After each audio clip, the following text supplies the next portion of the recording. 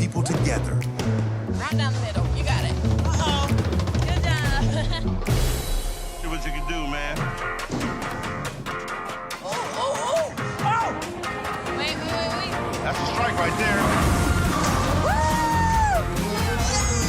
Woo! Connect with family and friends. Go bowling.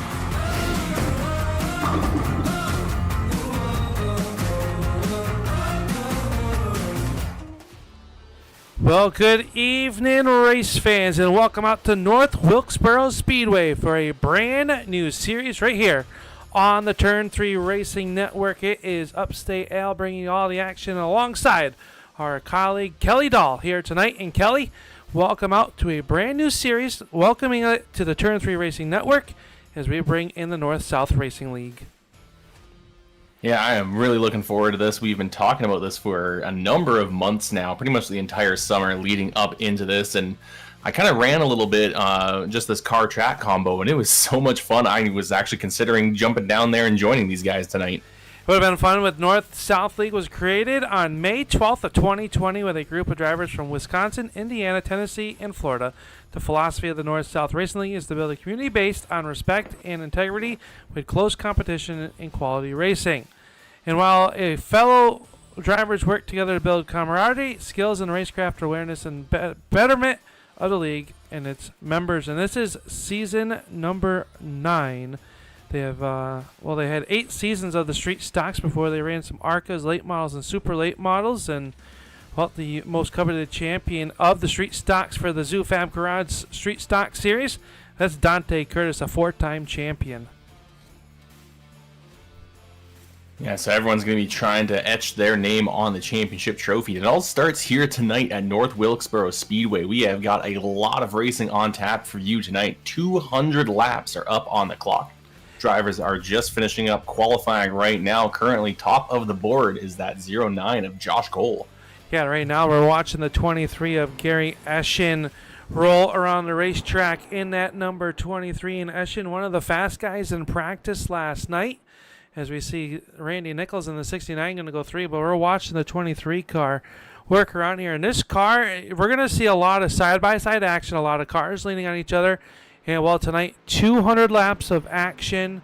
No extra sets as we see Eschen going to slide into that number 6 position overall in car number 23 as Mike Alexander goes to the top in the 75 automobile, and a name that we're very familiar with, Kelly, and a very fast competitor here in the North-South Racing League.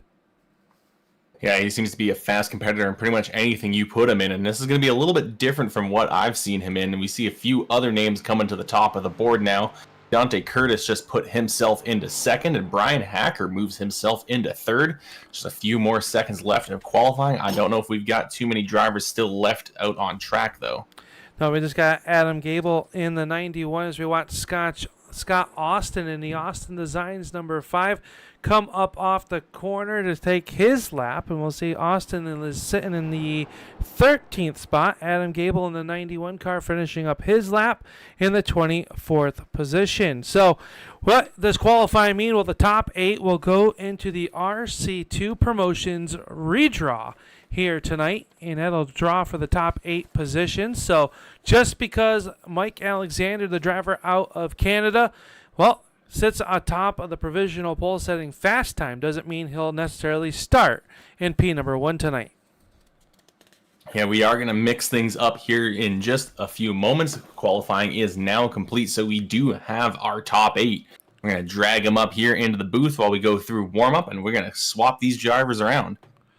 Yeah, right now they're supposed to run an LCS. I don't believe that we will do that, so we will take and relax here for a moment, but we'll get these drivers up here, and you're going to see across the bottom, these drivers are going to be able to choose 1, 2, 3, 4, 5, 6, 7, or 8 once we get them up in here as we get ready to go with tonight's RC2 redraw. The RC2 Promotions redraw here is RC2 Promotions, an iRacing special event organizer that can help manage your special events. They offer quality consulting, event planning, and promotion of full-service event management and competitive prices.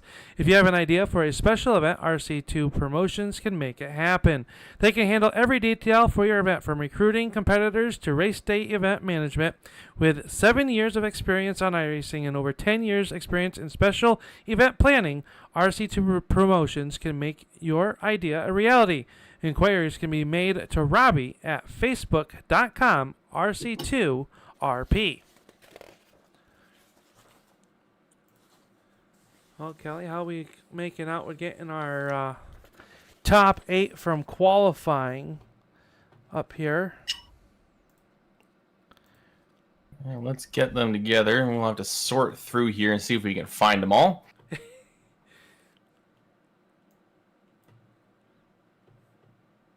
Yeah, Mike Alexander, that set fast time. We got to find where he is, if he's even in here. Don't think we've got him. All right.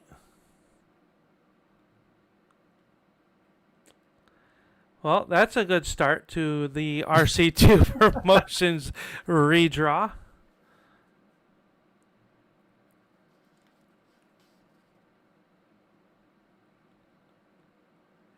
I do not see him. I don't. Oh, I think I see Dante, though. So if we want to get Dante Curtis up here, we can do that. All right, yeah, bring Dante up.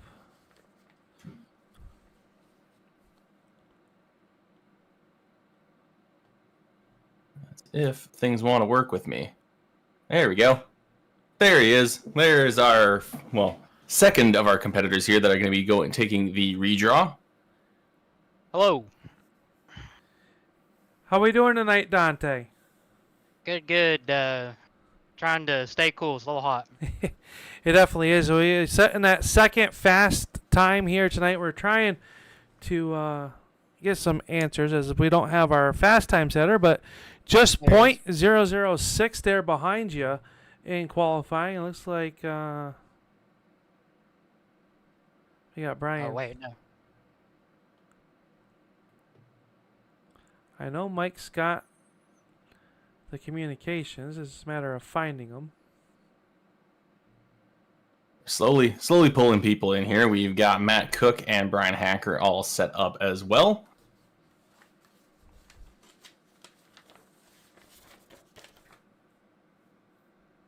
There's Mr. Nichols. Oh.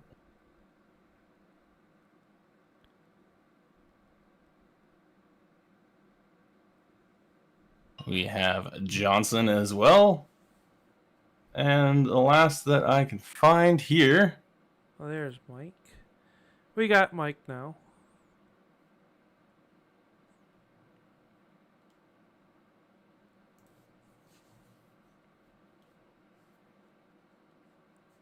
So I believe now we've got everyone except for Josh Cole. All right. Well, you continue to look, Kelly. We'll start off with our fast time. Mike Alexander in that 75 car, and Mike a good lap time of 20.765. And you get the run of the mill. You get to choose 1 through 8 for your starting position here tonight. Congratulations on fast time, but now you get to play that Russian roulette. Appreciate that. I think I'll go with number 5. Number 5. So number 5 is going to come off the board, and that is going to be the 5th starting spot here tonight. So Mike Alexander going to start in spot number 5. And, well, 200 laps, a long ways to go. What can you do from that spot? I don't know, just try to take my time, and it's been a while since I've been on here, so I'll try not to burn my tires up, but I probably will. But we'll see what happens. Sounds good. That's Mike Alexander. He's at fast time. He's going to start in P number 5. Up next will be the 03 of Dante Curtis. And Dante, you're right there as well. What number is it going to be for you? Number 3. Number 3. So Dante chooses number 3. And that is going to be the pole spot for Dante Curtis, number 1. That's going to look good out the front of the field here at North Wilkesboro, but 200 laps, a long distance.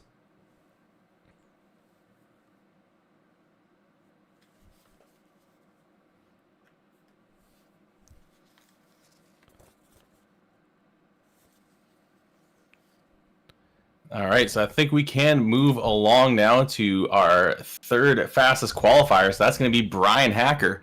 Brian, you've got your pick. There's still 6 more spots left. Can't do math. What would you like? I will take lucky number 7. Lucky number 7. Al, what has he got?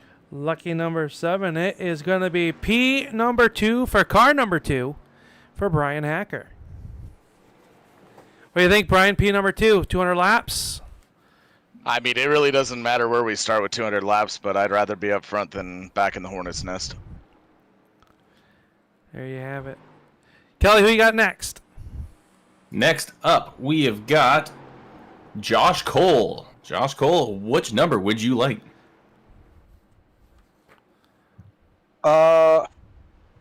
I don't know what numbers are left. This is my first time doing it. I don't mean to mess up the broadcast. No, you're fine. This is our first time. We got 1, 2, 4, 6, or 8 left that you can choose from. Let me get 8. Number 8 for Mr. Cole, and that is going to be P number 4. So outside of row number 2. And how's the everything feeling underneath that number 9 card here tonight?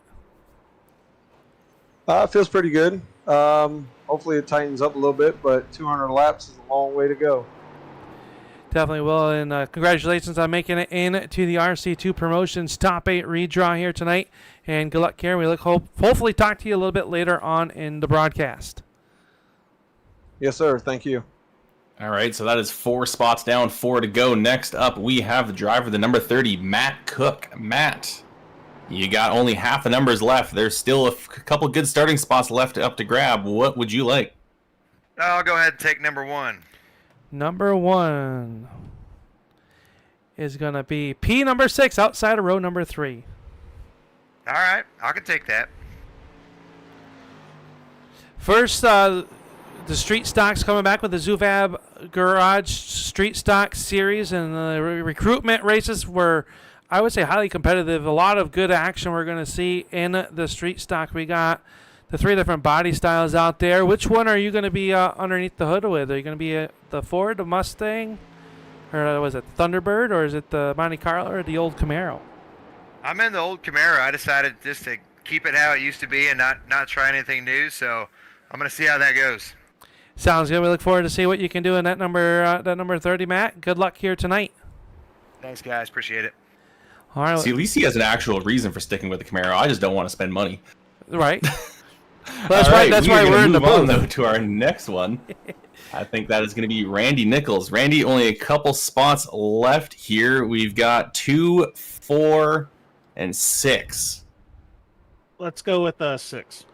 Number 6 is going to be spot number 7 for Mr. Nichols. So, inside row, is that good or bad on the start?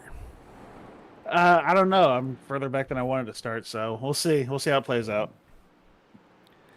Well, we look forward to seeing what you can do here tonight. 200 laps. So get some fluids in you, and try to keep all the fenders on the car. Oh yeah, definitely gonna try to do that, but we'll see how these tires wear out. Well, good luck, sir. Appreciate it. All right. All right, that leaves us with only 2 more spots and 2 more drivers.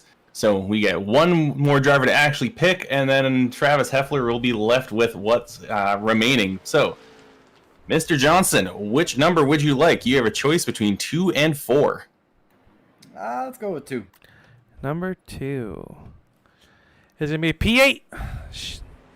Oh, boy. P8, but I think 200 laps and a wily veteran, especially here at the North-South Racing League, you have many seasons underneath your belts, and it's good to see that the series comes back, I would say, to its main focus of a car with the street stocks, and we look forward to seeing what you can do out there tonight. But what's the car feeling like here underneath the bright sun here in North Wilkesboro?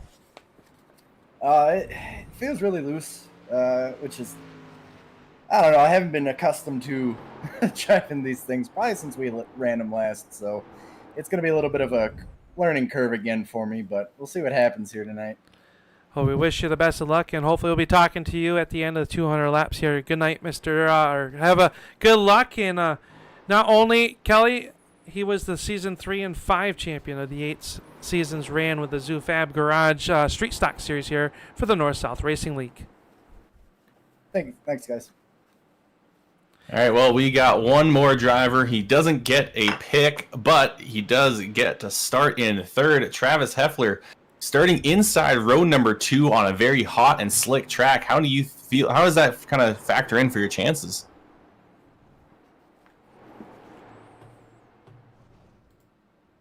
I'm seeing you transmit, but I'm not getting anything through, so see if there's something wrong on your end here.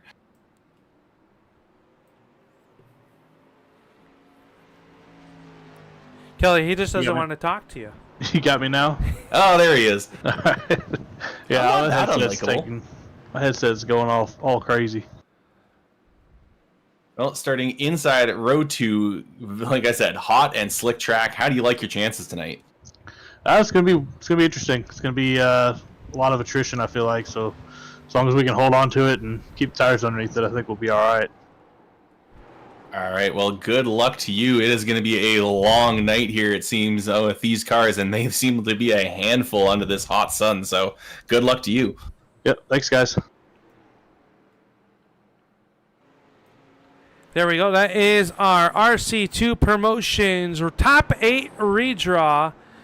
And what is going to be a fantastic race here tonight. 30 cars signing into do battle for the ZooFab Garage Street Stock Series, and this will be season number 9 for the Street Stocks, and a lot of drivers vying for that. But we want to thank ZooFab Garage, located in Murfreesboro, Tennessee. The ZooFab Garage is your one-stop shop for fabrication on power, your performance vehicles, track car, or street car. Find them on Facebook to contact them and start your next project today. We also like to thank Kelly's Custom Engraving, is a locally owned and operated business located in Belleville, North Carolina, specializing in custom engraving of wood, leather, glass, acrylic, and many more materials. Be sure to like them and follow them on Facebook to see all their amazing products. Maybe you'll buy me something, Kelly. You had me thinking for a second there, and I was like, wait a second, I don't do engraving. Wizards Design, a custom sign maker located in Illinois, specializing in logo signatures for streamers, signs with LED lights, laser cut wood, and changing colors. Also making beanbag boards, flag designs, and much more. Check them out on Facebook for all their projects. Wizards Designs. J&G Hardwood Flooring, installation, finishing, refinishing with free estimates. J&G Flooring is a small family-owned business which started back in 2005, located in Christina, Tennessee, and serves all of Middle Tennessee. Owners Josh and Brandon Klasinski have combined for 35 years of experience to serve all of your flooring needs, from new construction, remodels, or even small repairs. For estimates and scheduling, call 615-904-2218. And, well, you know, Mike Alexander set the Dula Pole Award. Matt Dula is the proud owner of the Dulawizer, located in Columbus, Ohio. Cold brews, good times, and political conversations, and, of course, the drink of choice in races. Dulawizer is the official drink of the NSRL. Dulawizer asks all drivers to please drink responsibly. And, well, Mike Alexander set fast time, but remember, he's going to have to start a little bit deeper in the field here tonight, Kelly, as the top 8 was reset.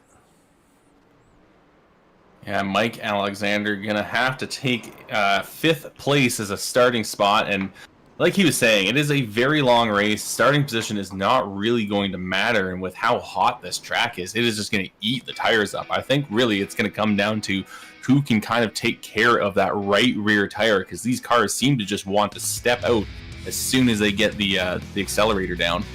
Yeah, right now they're out there doing their happy hour session right now around the racetrack as we watch Brian Hacker, who sits the top of the scoring pylon in that number 2 car. Remember, Brian, inside that RC2 Promotions top 8, he's going to start on the outside of the front row. So him and Dante Curtis up on the front row. Travis Holfer and Josh Cole starting 3rd and 4th here tonight as we get ready to go. It was a nice show, and I tell you, just watching these guys work around here underneath this practice session, pretty sporty, and I think we're going to see a lot of great action. Yeah, it seems to be like a lot of side-by-side action right now. It looks like both lanes will kind of work. It's really going to depend on the right foot of the driver. We keep mentioning the heat, and that's just because of how hot it actually is. The track right now is showing at 132 degrees, so that is just going to absolutely melt those tires. Absolutely, and it's going to be one of those things that's easy to do. And well, they have the unlimited tire built in that pits, but track position. I think track position is going to be a big thing here tonight. As we, I think it's. I mean, you're going to be able to pass, especially on fresher tires, if people stay out. But you don't really want to give up that track position. I think the top 8, other than being in the redraw and getting to talk to yourself, Kelly, they want to be up front, stay out of that trouble zone. I mean, 30 cars here at North Wilkesboro is going to put on one heck of a show. Yeah, and like you said, they want to be out front, avoid that trouble, because it's really going to take one car getting loose off of one of these turns to really create a big stack up, especially in a start or restart condition where these cars are all packed together. So hopefully we'll avoid that. Knock on wood. We'll hopefully keep all these cars nice and clean and tidy, and we'll be able to put on a good show. But you said track position is going to be real important, and it's also going to be important for these drivers to figure out if the tires are worn or just hot, because under caution they could cool them off, get that grip back, and not even need to pit. Yeah, definitely, and that's one of those things that's you're going to see drivers. There's different mentalities on this, whether or not you can go up the racetrack or down the racetrack underneath yellow flags to kind of cool those Hoosier Racing tires that are on these ZooFab Garage Street stocks here tonight. It's one of those things I think it's going to be interesting to see, and we know with the low fuel count, they are going to have to pit for fuel here tonight. 200 laps at the North Wilkesboro Speedway. They cannot make it on gas as practice session winds down, as we're going to head into tonight's starting lineup.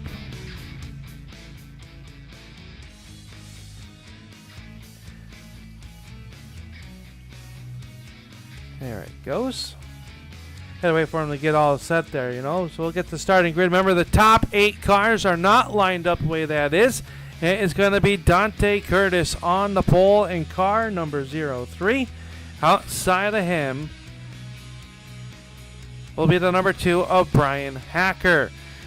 Travis Holfler in car number 20 will roll off third, and outside of him in row number 2 will be Josh Cole in that number 9 car. Rolling off fifth will be the Mike Alexander, who sent our Dula Pole Award here tonight. Mike Alexander will roll off in spot number 5, and outside of him, car number 30, this is Matt Cook. Starting 7th will be Randy Johnson and Randy Nichols, and then Ryan Johnson making up row number 4. And rounding out your top 10 will be Matthew Dula and Gary Eschen out of Illinois. Just outside the top 10, we're going to see the number 1 of Brian Bianchi rolling off in 11th, and the 12 of Rodney Huntoon rolls off in 12th. Scott Austin will be on the inside of row number 7, and to his outside, the 51 of Thomas Frisch.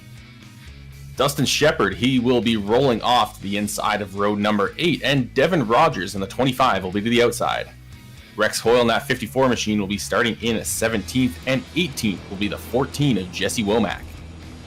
Dan Janjanin will be rolling off in 19th, and the 33 of Braden Campbell rolls off 20th. Josh Nelms in that 00 is going to roll off in spot number 21. Outside of him will be the 74 of Matt Allen. Austin Williams and Adam Gable will make up the 23rd and 24th starters. Starting in 25th will be DJ Weltmeyer in car number 16, and outside of him, out of Australia, Shane Loveridge in car number 72. Jason Dinsmore, Chad McLeod, Justin Grosser, and John Cross will make up your 30-car field here tonight. As we get ready to go is the NSR, the North-South Racing League's ZooFab Garage Street Stock Series. We'll take the green flag for the first time on the Turn 3 Racing Network. We thank you all for tuning on in here tonight. We hope you enjoy tonight's show as we get ready to go racing here in the green flag is up, and we are underway at North Wilkesboro. Dante Curtis going to try to lead the field as we got a car up against the wall and back in the field, and there you're going 3, maybe even 4 wide. This car gets a little bit sideways. That looked like it was the one of Bianchi. He's able to keep control of it, and he's going to keep that car rolling as they still have a side-by-side battle for the race lead. Brian Hacker and Dante Curtis, neither one is wanting to give up that position, but I believe Brian Hacker will take the lead for lap number 1. Yeah, Hacker and that Austin the Zitans number 2 working out the outside of that 0-3 of Dante Curtis. Curtis working down to the inside as we go on the left corner to the simracehub.com onboard camera, and it'll be a clean sweep as they work down the backstretch. Curtis now out front of the field, single file, and the Hacker under attack by Alexander through turns 1 and 2. These drivers just trying to keep these cars nice and tidy off the corners, trying to maintain those tires. Brian Hacker, he's going to get a better launch off of turn 2, and that allows him to get himself back down to that inside line just in front of the 75 of Alexander. Just behind them, Travis Heffler has not found that bottom lane just yet. Looks like the drivers are preferring it, but Heffler just hasn't found himself a gap. He's now under attack from Nichols, who has got himself down to that bottom side. Yeah, Nichols right there, and then right behind him, I believe that will be Matthew Dula in the 17 car. Is going to be on your 24 on the scoring pile, and we'll get that all set there. But Dula Weiser, number 17, working up underneath Hoffler. So Hoffler going to get relegated back here as they work down here through turns 3 and 4, and that outside lane proven not to be where you want to be currently is now Gary Eschen. How about Gary Eschen on the move up 4 spots in that 23 car? Started back in spot number 10. He's already knocking on the door for the top 15 or top 5. Heffler has finally found that preferred line. He's finally been able to slot down into the bottom lane. He started up in 3rd place, and he has now found himself all the way back in 7th, but now there's still plenty of time for him to move forward. We're still only on lap 7 of 200, so as long as he has maintained his tires, which it seems like he has, even while he was under attack, he kind of kept his cool and kept his car in shape. And so I think that 20 will be able to rally back a little bit later on. Yeah, a little bit deeper in the field. Dustin Shepard trying to work underneath the 30 of Matt Cook, and he's got the 14 car. Jesse Womack right there behind them as they work there. That's the battle that is side by side on the racetrack. Everyone else has gone single file. The number 12 right there, that's Rodney Huntoon. Huntoon working the outside of the racetrack with Rex Hoyle in the 54 right there in tow.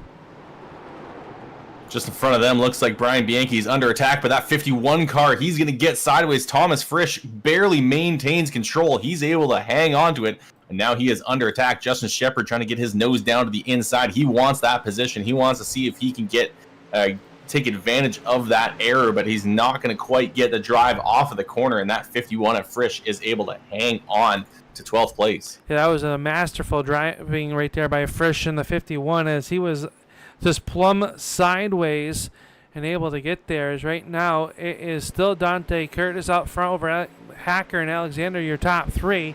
Rex Hoyle now underneath attack as Rodney Huntoon gets to the right side quarter panel. Josh Nels, everyone kind of just getting single file around here as they all work around it a little bit deeper in the back. Jan Janin in that Kennedy number 2 car. He lets the 16 of Braden Campbell go around as our first yellow flag of the season comes out as Shane Loveridge has gone around and he is missing the front bumper cap of that Thunderbird down here in turns 3 and 4. And looks like he may have brought another car with him. I'm seeing a lot of damage to the 93 of Chad McLeod, so I think we've got 2 drivers that might be out of contention here early on. Yeah, tough break for these drivers. It looks like Leverage will take the 72 to the back of the field and have to come down pit road, and McLeod having to take the tow at the business end of the tow truck. Let's take a look and see what happened here.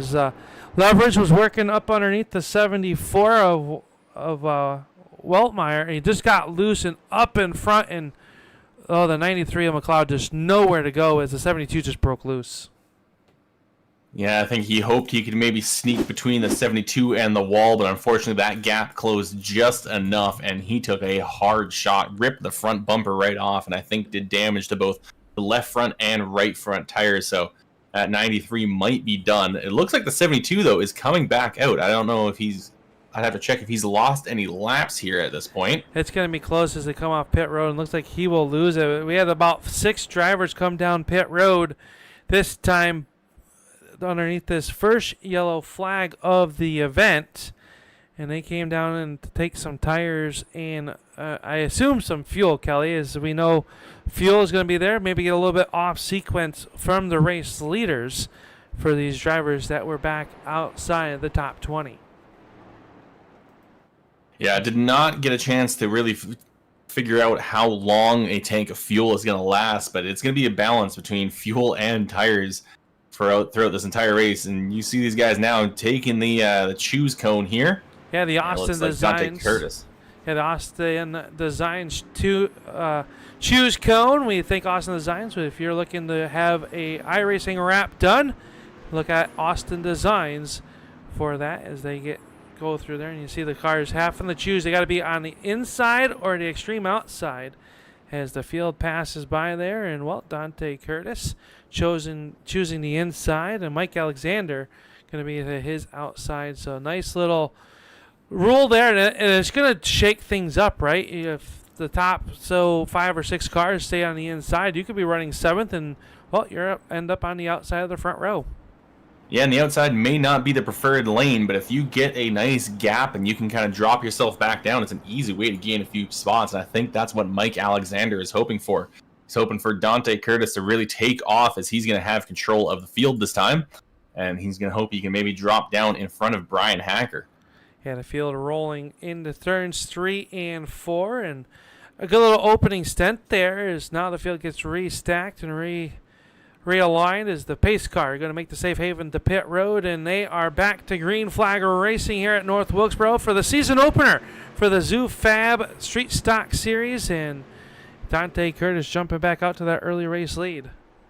Big stack up back in the field. Looked like Josh Cole did not get going once again, and that has caused the outside line to really check up. Cars are scattering all throughout the back of the field, but however, these guys have somehow managed to get away with it. No major damage, no body parts flying anywhere, and now we've got a challenge for the race lead. Mike Alexander around the outside, just behind them. They are 3 wide.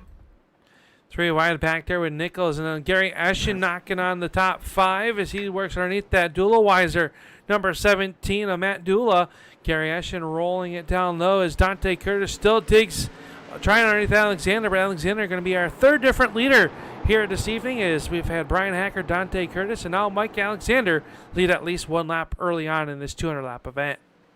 Yeah, but Mike Alexander went way up the racetrack in turns 1 and 2, and that is going to cost him. Now here comes Dante Curtis. He's coming right back. He gets a good run off of turn 4. Can't quite get clear of that 75, though. It seems like Alexander is really able to roll that high line quite well. He's keeping some good momentum up there, and now actually even starting to charge back. They are even up going into turn 3. Yeah, you saw the 0-3 of Curtis get a little bit sideways off of turn number 2, and that allowed the 75 to pull back even at the line. It was a photo crossing right there, but Curtis still giving the race lead. Now Alexander might have that Monte Carlo's nose out front.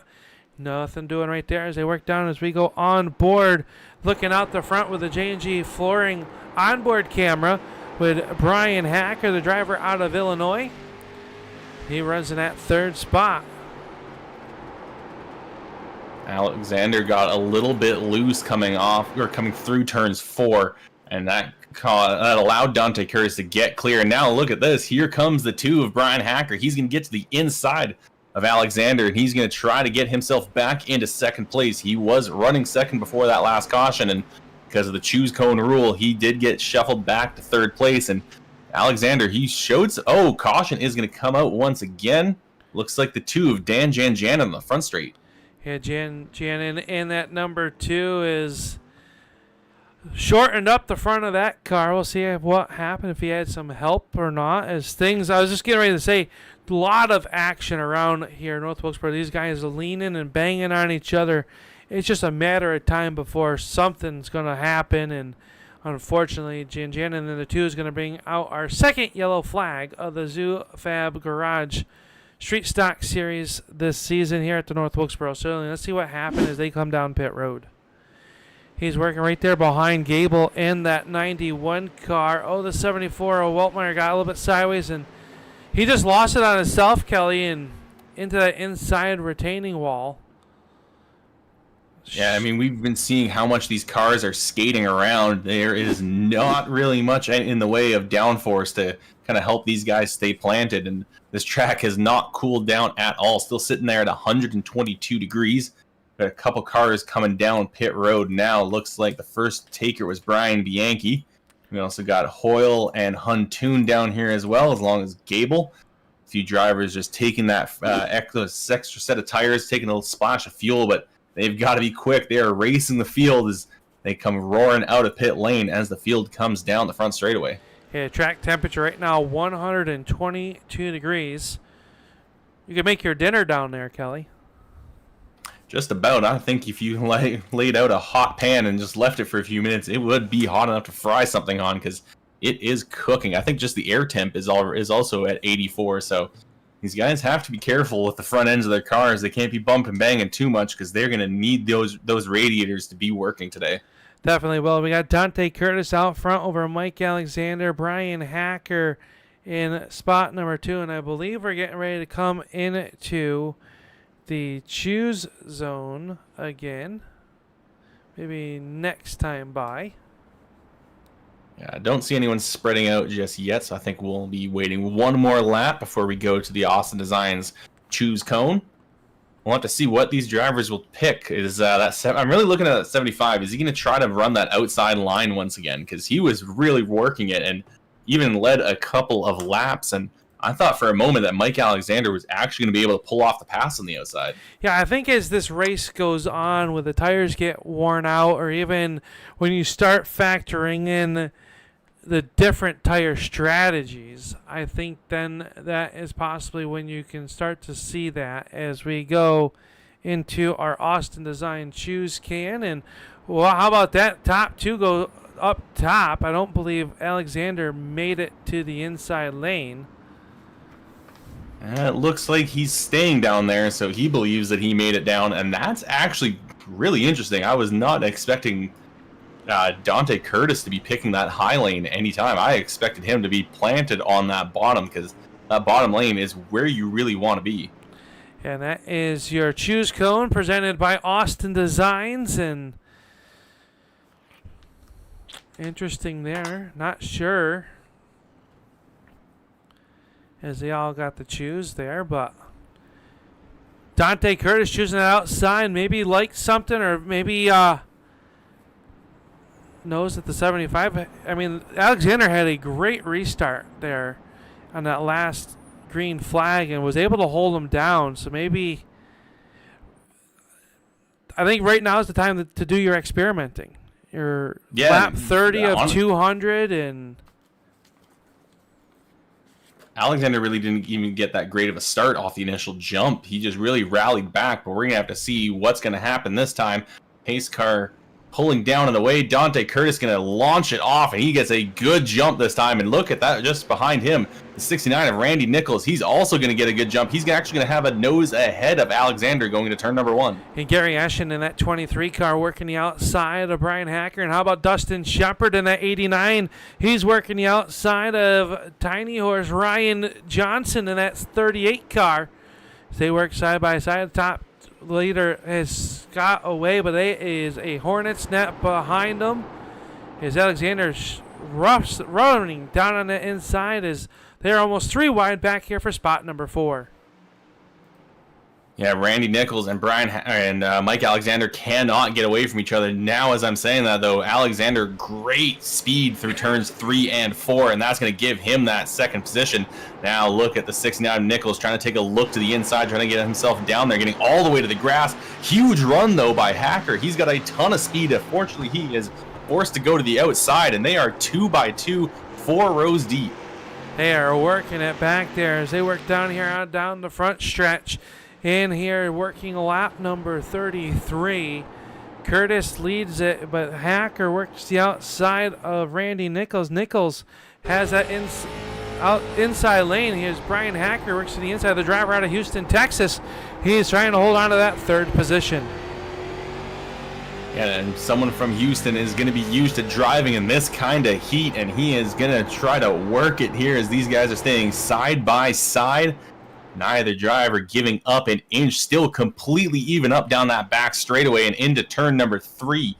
We've thought that inside line is the stronger line, and it is starting to slowly get him up ahead. Now Hacker going to have to be under fire here, it almost seems like. Actually, no, he surges back ahead into turn 1. I was just getting ready to say, Randy, that Ryan Johnson in the 38 car seems to have found some speed sitting in that 5th spot, and he is challenging them. They got Gary Eschen and Dustin Shepard, wily old veterans here at the North-South Racing League. And those guys, I tell you, I've been on the racetrack with them, and they race hard each and every lap, clean. They do not give you an inch. And right now you see that number, I believe that was the 15 car back there of Austin Williams. He got a little bit sideways, losing the grip on those Hoosier Racing tires as they start to heat up here. Austin in the 5 car now attacking Frisch in the 51. Yeah, and that 5 car is trying to get around the 51. The 51 of Frisch has been all over the place. That car is completely just skating across the racetrack, but he has been able to wheel that thing, as once again getting a little bit loose off of turn number 4. That right rear tire has got to be begging for mercy at this point. It is, and up front, Alexander starting to put some pressures. We watched that battle for the 3 spot. Alexander now starting to chase down Dante Curtis, and Alexander setting that dual pole award here tonight. And we know that 75 is a fast piece as it works down in the turns 1 and 2. And this racetrack, Kelly, we've raced here a lot in our heyday. A lot of different lines to be fast around here. Still, Brian Hacker not giving up on that 3rd spot as Nichols works it down low. They are 2x2 here for spots 3 through 6. Yeah, it looks like Eschen is trying to get himself around Johnson, but that outside lane really starting to work now. And maybe it's just a little bit cooler up there as all those cars have been running on that bottom lane. So there might be just a little bit more grip up in that 2nd lane as we see Johnson now come in as caution flies. I have not seen, there's actually 2 cars down on the inside of the back straightaway. It looks to be Josh Cole and Jesse Womack. Yeah, Cole and Womack. And Cole, remember, starting up inside the top 8, made the RC2 promotions redraw here tonight. And Josh Cole's night has not been good since the green flag stopped. He got shuffled out on the initial start and now has some front end damage. Let's take and see what happened. Come out the corner. Oh, Womack and Cole side by side, and they made some door contact, and they both slid, and Womack hard contact into the inside retaining wall, and Cole just, they were racing side by side there, and that's easy to do off turn number 2. You get really tight up off that corner, and they just made contact, and they made that slide into the grass. All right, looks like we've already got the lucky dog getting waved around. That is Justin Grosser. He's going to get himself back here onto the lead lap, I believe.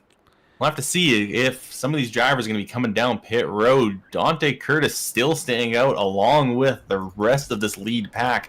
It's really only been a couple drivers towards the back that have actually come down pit road at any point here so far. Yeah. And these guys that are in the back have come down pretty much every single time as well. They have, and I was noticing really the only driver to make, I will say, any ground up has been this driver, the driver out of New Hampshire, the number 12 of Ronnie Huntoon. He sits currently in that 15th position, and he's come down pit road last on lap 24.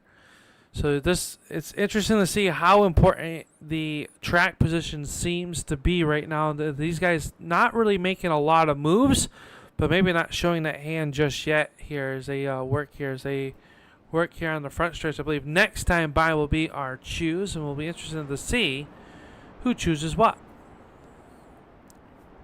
And I mean, there hasn't been that much fall off looking at the lap times of Dante Curtis, only a couple tenths so far. So it seems like as long as they have these caution periods to cool off the tires, the grip comes back, the speed comes back, and that means coming down pit road just isn't quite the play right now. If you're Curtis, inside or outside, do you think? I mean, both lanes have worked for him so far, but I don't know. I'd like the safety of that inside lane, but no, he's going to go high. And once again, we're going to see Alexander go low. And looks like Randy Nichols going to be on the outside once again. Pretty much the same as last time around.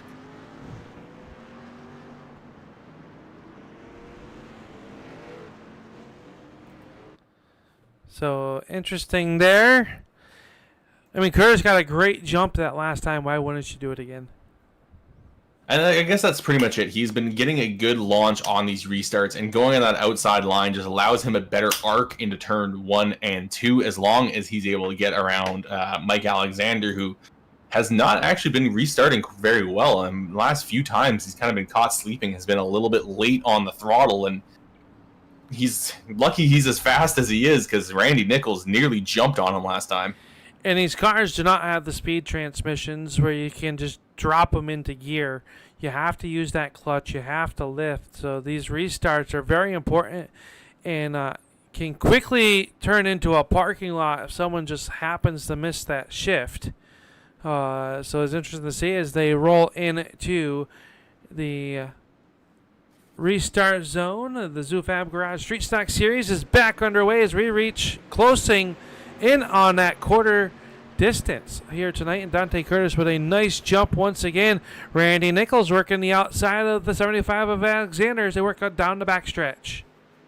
Yeah, Alexander once again having to defend second place, and we'll have to see if he's got the grip on that bottom lane. He was fast earlier on, fast before that last caution came out, was challenging for the race lead, but he still can't quite get clear of the 69 of Nichols.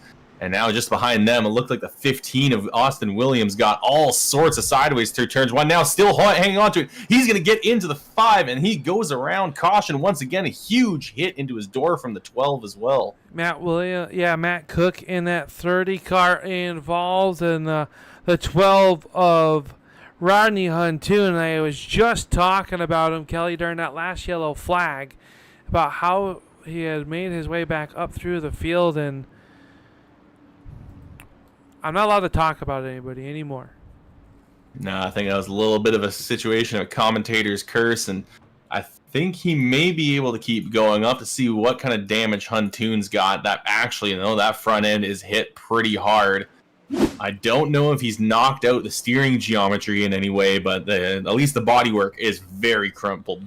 Yeah, a lot of damage to that Wheeler's number 15 as well. As let's go on board with Rodney Huntoon on the driver cam presented by RC2 Promotions.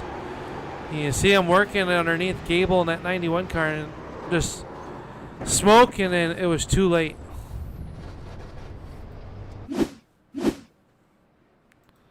So your race leader still staying out, though. You got to be wondering on the fuel situation. Yeah, like I said, I did not get a chance to calculate what the fuel window is going to be, but we are now passing that quarter-way mark. These guys are also limited to 40% of a full tank on these cars, so that is going to restrict them a little bit and try to produce a little bit more of a fuel mileage race. So they will be limited by fuel as well as tires. They do have, like I mentioned, have unlimited tires. They can come down as many times as they want, and few drivers haven't taken advantage of that. Adam Gable has come down 3 times, along with Rex Hoyle and Justin Grosser. Brian Bianchi now has come down a 4th, so I believe that is pretty much every single caution he has come down and taken tires. Yeah, and right now this is race number 1 of 3 for the showdown races. Our next one will be October 21st at the Five Flags Speedway.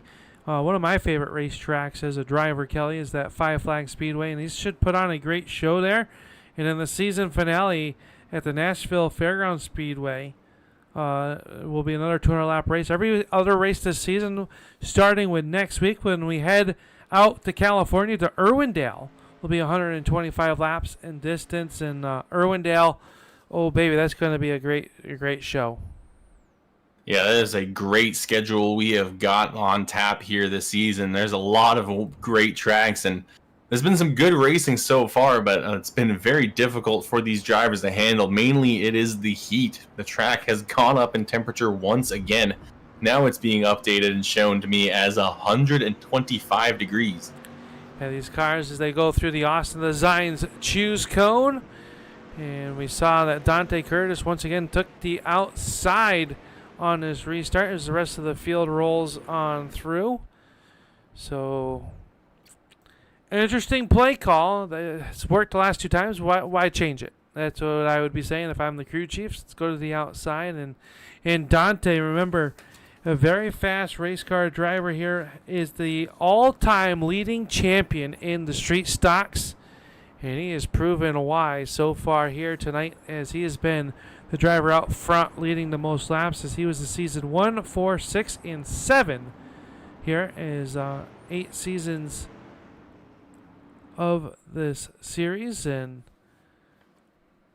Dante looking to maybe start off the season right here, but there's still a long ways to go for the Dante Curtis Designs number 03 as they work into the restart zone. We are back underway. Good launch there from Curtis. Once again, the 75 of Alexander trying to answer back. He's losing ground. And now that 38 car of T.H. Johnson, he's going to be able to get himself to the outside of Alexander. He's going to try to roll off turn number 4 and turn number 2, carry a lot of speed there. It's just behind him, the 89 car as well, taking advantage of the choose cone to move himself up a couple of rows. He's just looking now for some space underneath him, but look at Brian Hacker. He's not giving him an inch. So Hacker working on the inside as we're on board with Dustin Shepard looking out there off the right side of the headrest. You can see how much they're moving around in there. And right now, Brian Hacker working to the inside around Shepard. Here comes Gary Eschen in that 23 car. And they are, hang on to it. Frisch is sideways in that 51 car. And Nelms is going to go around off the turn number 2. And we got a parking lot down the back stretch. Number of cars involved, at least 4 of them stopped on the inside on the grass. As Nelms, Dinsmore, Rogers, and Gable all involved. And I think a few other cars got a piece of it as they went by. Yeah, that all started up front when not Adam Gable, but Frisch was sideways. I think started to check up. Let's take a look back here at the replay and see. Down in the corner, Frisch got sideways. Nelms maybe in the back of him, and then Matt Dula right into the backside of the 00, and around he will go. I think one of those things where maybe Nelms led off and Dula not able to really get off the accelerator as quick. And I tell you, torn up a lot of race cars. Adam Gable in the on-time number 91 car. Torn up as he pulls away from the accident scene. And some takers from up front coming down pit road right now. As we got Ryan Johnson down pit road as he was vying for a top 3 position. Yes, that is going to shake things up a little bit, put him back into that dangerous ground. As you mentioned earlier, these guys are wanting to stay up ahead of all these messes, as we just kind of saw there. And on a restart, cars can get very loose here in these hot conditions and can easily cause a big accident. And another thing as well is with these street stocks, you don't have that fast of tire changers, so yeah, it's really a risk of going down a lap. We see these guys racing out of the pits to keep themselves on the lead lap. Yeah, you definitely have to know where you are on the racetrack, how long it takes. When they used to let me behind the wheel before they got me up here in the booth, that was one thing I would check during the pit stop or during the practice session was how long would a 4-tire change take. That way you kind of got an idea, if you could take 4 tires or not. And the fueling, like you said, these are not NASCARs. These are not professional pit crews in the pits. That's these guys' buddies that they drag out to the races, and well, they do the best that they can. But some of these pit stops, not the fastest that you'll see in the world. No, not the fastest at all. And it's going to be a thing that is going to factor into the strategy throughout the entire season, especially when we go to even shorter tracks in North Wilkesboro. When we go to some of those small bull rings, as we see the Austin Designs choose cone come out once again. And once again, Dante Curtis to the outside, and the 75 of Alexander to the inside.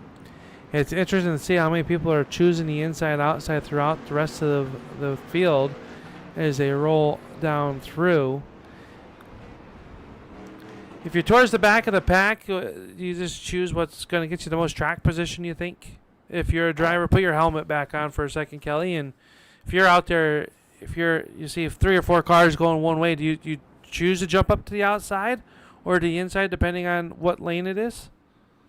I've actually never been in a situation where there's been a full, like in a league or anything that has a full field choose cone. I've only raced with you where you've had the pole sitter gets to choose which lane, but I think if I saw a number of cars coming, if I saw like the 4 or 5 cars in front of me go low, I don't care how slow that high lane is. I'm going high and hoping I can find that fast lane in a few seconds. Definitely could. There's lights go out around the speedway, and I'm right there with you. I think you choose. It's situational, obviously. You know, if you're, depends where your car is working best or whatever, but they are working through turns 3 and 4 into the restart zone, and Dante Curtis going to jump on that gas pedal once again as they are back down here in the turn number 1, and Frisch in that 51 car trying to get to the inside with the 20 of Hoffler. Hoffler down to the inside is Frisch will hold on to it, and we've seen Frisch's car turned sideways a few times here. He sits in that 7th position. How about the 33 of Campbell? Haven't mentioned that driver, Braden Campbell, working his way inside the top 10. It's Scott Austin, and that blue and red number 5 working there as Hoffler gets sideways, 3 wide off of turn number 2. I don't know how they managed to hang on to that. Not just Hoffler, but everyone around him, as he was just all over the track, but got into a couple of other cars, but they managed to hang on as we are going to stay green, at least for the time being. However, Heffler is going to lose a few positions out of that, as he's now lost 1 spot to the 5 and now is battling against the 14 of Womack, as Womack got loose, and just behind them, 33 caught the fence, so that is going to cost him some time as well. Braden Campbell now 3 wide, stuck on that high side. The 38 says, and I don't want any of this. He lifts off and tries to avoid getting into any sort of dangerous situation. Yeah, and Johnson has come down pit road, and you can see how much more maneuverability he has right now as Jesse Womack came down on lap 58, and he is working his way back towards the front. Remember, we saw him in trouble just a few laps ago with a 9 of Cole, and now Womack sitting in that 9th position right behind Scott Austin. As we go a little bit deeper back in the field, is still Braden up on the outside in that 33 car. Johnson down low, he works there. That is the battle for the 14th and 13th position. Back towards the front of the field, these drivers are all running nice and tight. Looks like Dante Curtis is running a slightly different line, and that's kind of opened up the bottom. Now the 75 of Alexander, he's looking to try to take away that inside line, just doesn't quite have his nose there to claim that inside line into turn 3, and he's going to have to back off. Now look at that. Randy Nichols, he's got himself in a good position as well, as everyone's just trying to find whatever line is going to work for them. And once again, Dante going to go way up the racetrack, and that's going to open the door. Here comes Alexander. He's to the inside. He's got his nose to the door.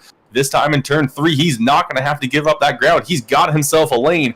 He's going to go for the race lead at the line. They're going to be completely even up. The 69 of Nichols trying to push him through as he tries to follow Alexander all the way up to the front of the field.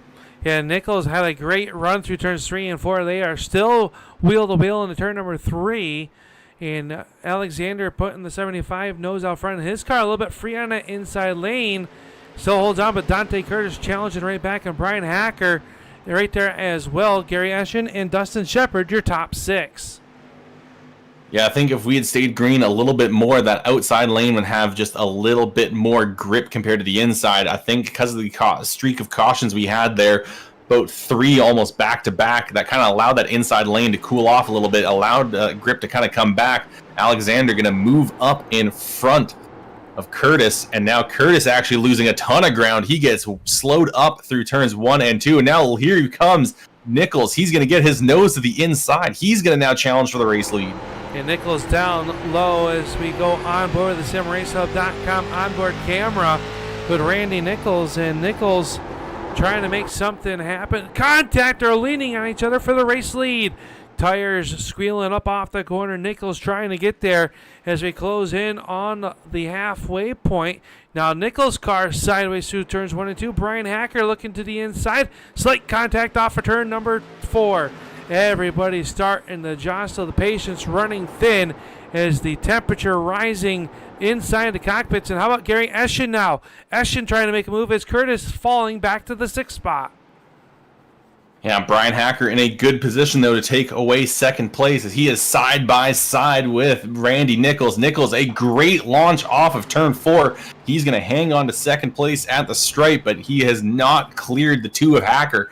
Hacker is fighting hard. He's now going to get himself a little bit of a nose ahead as the 69 walks up the racetrack, nearly gets into the wall coming off of 2. Now a big shove from the 23, and the 2 of Hacker is going to hang on to it. Eschen just gave him a little bit of the bumper, came over the radio to apologize, did not try to get that car loose, and now that 69 and Nichols pinching down hard to take away the lane from Hacker, and Randy Nichols is going to secure second for the time being. Yeah, Nichols did a great job pinching down the 2 to break the momentum.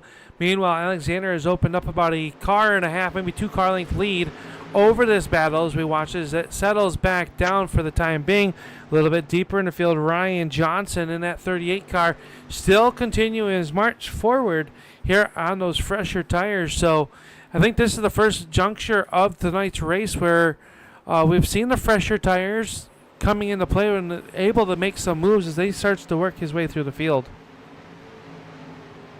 And Dante Curtis went from leading this race to being outside of the top 5. He got shuffled all the way back into 6 as look at this entire field taking completely different lines through turns 1 and 2. A few of those drivers doing so voluntarily, some of them getting a little bit loose and having to just recover the car as once again Hacker got a bit of a tap there from Eschen.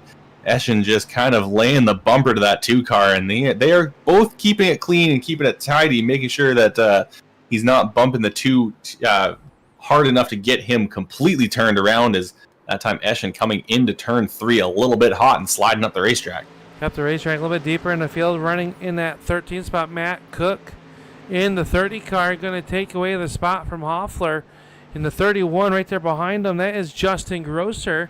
Grosser trying to make it underneath him in that 31 Meow car.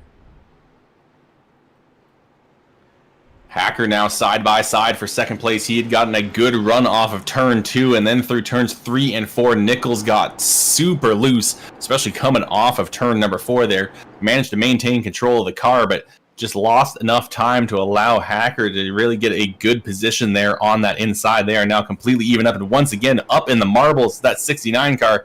He gets loose once more through 3 and 4. Really leaning on that right rear tire, and after 82 laps on these things, that right rear has got to be hurting, as now we actually see the Hacker getting a little bit loose. Pretty much all these cars in the top 5 loose through 1 and 2. Yeah, and you got, if you're Jesse Womack on those fresher tires, you've seen it in front of you got to be licking your chops. Plus, these drivers in front of you, I'm sure they've all been saving fuel, doing what they can, either shutting it off, clutching it during these yellow flags. You know that they're going to have to come down the pit at least once here tonight at the North Wilkesboro Speedway for some more race fuel. Is now Gary Eschen right into the back bumper once again. Brian Hacker gets a little bit sideways up off the corner. Nichols backs out of it, and Brian Hacker's going to hold on a second. Yeah, Hacker trying to block both lines here as both Eschen and Nichols are side by side. Now Eschen getting a good run off of turn 2. He's actually going to get his nose to the inside of Hacker. He's going to force Hacker to run that second lane. They're going to get up, lean on each other door to door. And now look at Nichols. He's looking at the inside. He's actually going to clip the corner of the 23 as Eschen slams the door shut. This is what we come to love here in the North-South Racing League. These drivers, many seasons underneath their belts, racing with each other and able to do that. And, you think it is all fun and games until the pay window starts to get greased up. And we are not even at the halfway point of this 200-lap contest, and these guys are leaning on each other. If you want to know what being up front means, is right now Gary Eschen now with a nice run down the backstretch trying to make a move on Brian Hacker. And look who's coming into the frame, that bright red 38 of Johnson. He is coming back with those fresh tires, and look at him. He is just eating up this field, making them just disappear in his rear view as he chops them up, cutting through everyone here. As now he gets to the inside of Nichols, as just in front, we've now got pretty much a three-way battle for the lead as Mike Alexander has kind of fallen into the clutches of Hacker and Eschen as they all get sideways through turns 3 and 4. And now to the inside, we have Eschen. He's going to try to challenge for the race lead. Mike Alexander, every time he's had the lead, has looked pretty much unchallenged, but now he's loose off of 2. Eschen's going to get the advantage coming down to the turn 3. Where in the Wizards Designs blimp cam is Gary Eschen going to come off the corner. He is going to be our 4th different leader here tonight as they work down. And don't look now, but that 38 of Johnson, he's going to take that 2nd spot away as Alexander's car starting to get very free up off the corner. Down the backstretch they roll. It is Gary Eschen over Johnson, Alexander, Hacker, and now Scott Austin inside the top 5. And I think this is great for Johnson because you know the rest of this field, next time a caution comes out, they're going to come down pit road. They cannot keep staying on these tires as they are sliding all over the place. They will just not be able to hang on. So if he can take over the race lead, he can come down pit, get fresh tires along with the rest of the field, and come out of this with a great track position. So this could be a good move here from Johnson. Johnson looking to the outside as he works through turns 1 and 2 up in that upper groove of Eschen. Eschen's going to say, well, if you want to go, you got to go around the outside of me. As Eschen works to the inside through turns 3 and 4. They'll draw even up off of turn number 4. Johnson going to take the race lead and become our 5th different leader here tonight.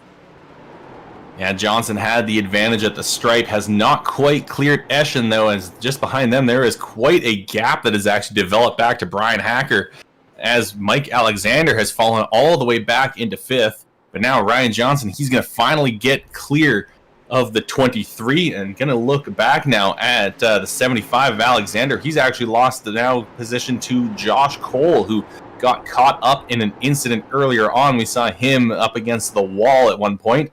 He has been able to clean up that car, and now he's got himself back into a top 5. Hey, sitting in that 5th spot, and a nice rebound by that driver and team as they start to continue the work around the racetrack. As Johnson takes the race lead, he's opened up a half second over Eschen. Hacker running 3rd, Austin Cole, your top 5.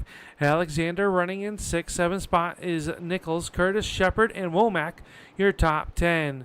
And a little bit of housekeeping, we've got a few drivers that are out. McLeod, Dula, Loveridge, Hoyle, and Campbell have all taken their cars behind the pit wall. And we hope to see them back in action next week at the Irwindale Speedway. It looks like Austin Williams has just called it a night as well, as he just now took it down behind the wall. So the 15 car is out of this race, and I don't quite know for sure why, because his car was looking fine just a few laps ago.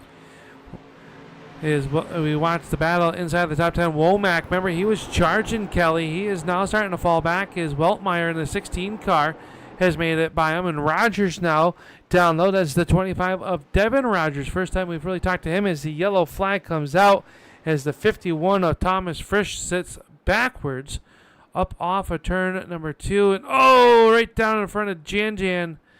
And contact there with the 51. And this might be the yellow flag that these drivers were looking for up front. It's going to be interesting to see if Ryan Johnson will come down pit road when it opens up or not. And it looks like he's going to lead the whole field right down pit road. Yeah, and this is exactly what I had been saying he was hoping for, just to get himself to the front of the field and have that caution come out, because everyone else, there was no other choice. They have to pit.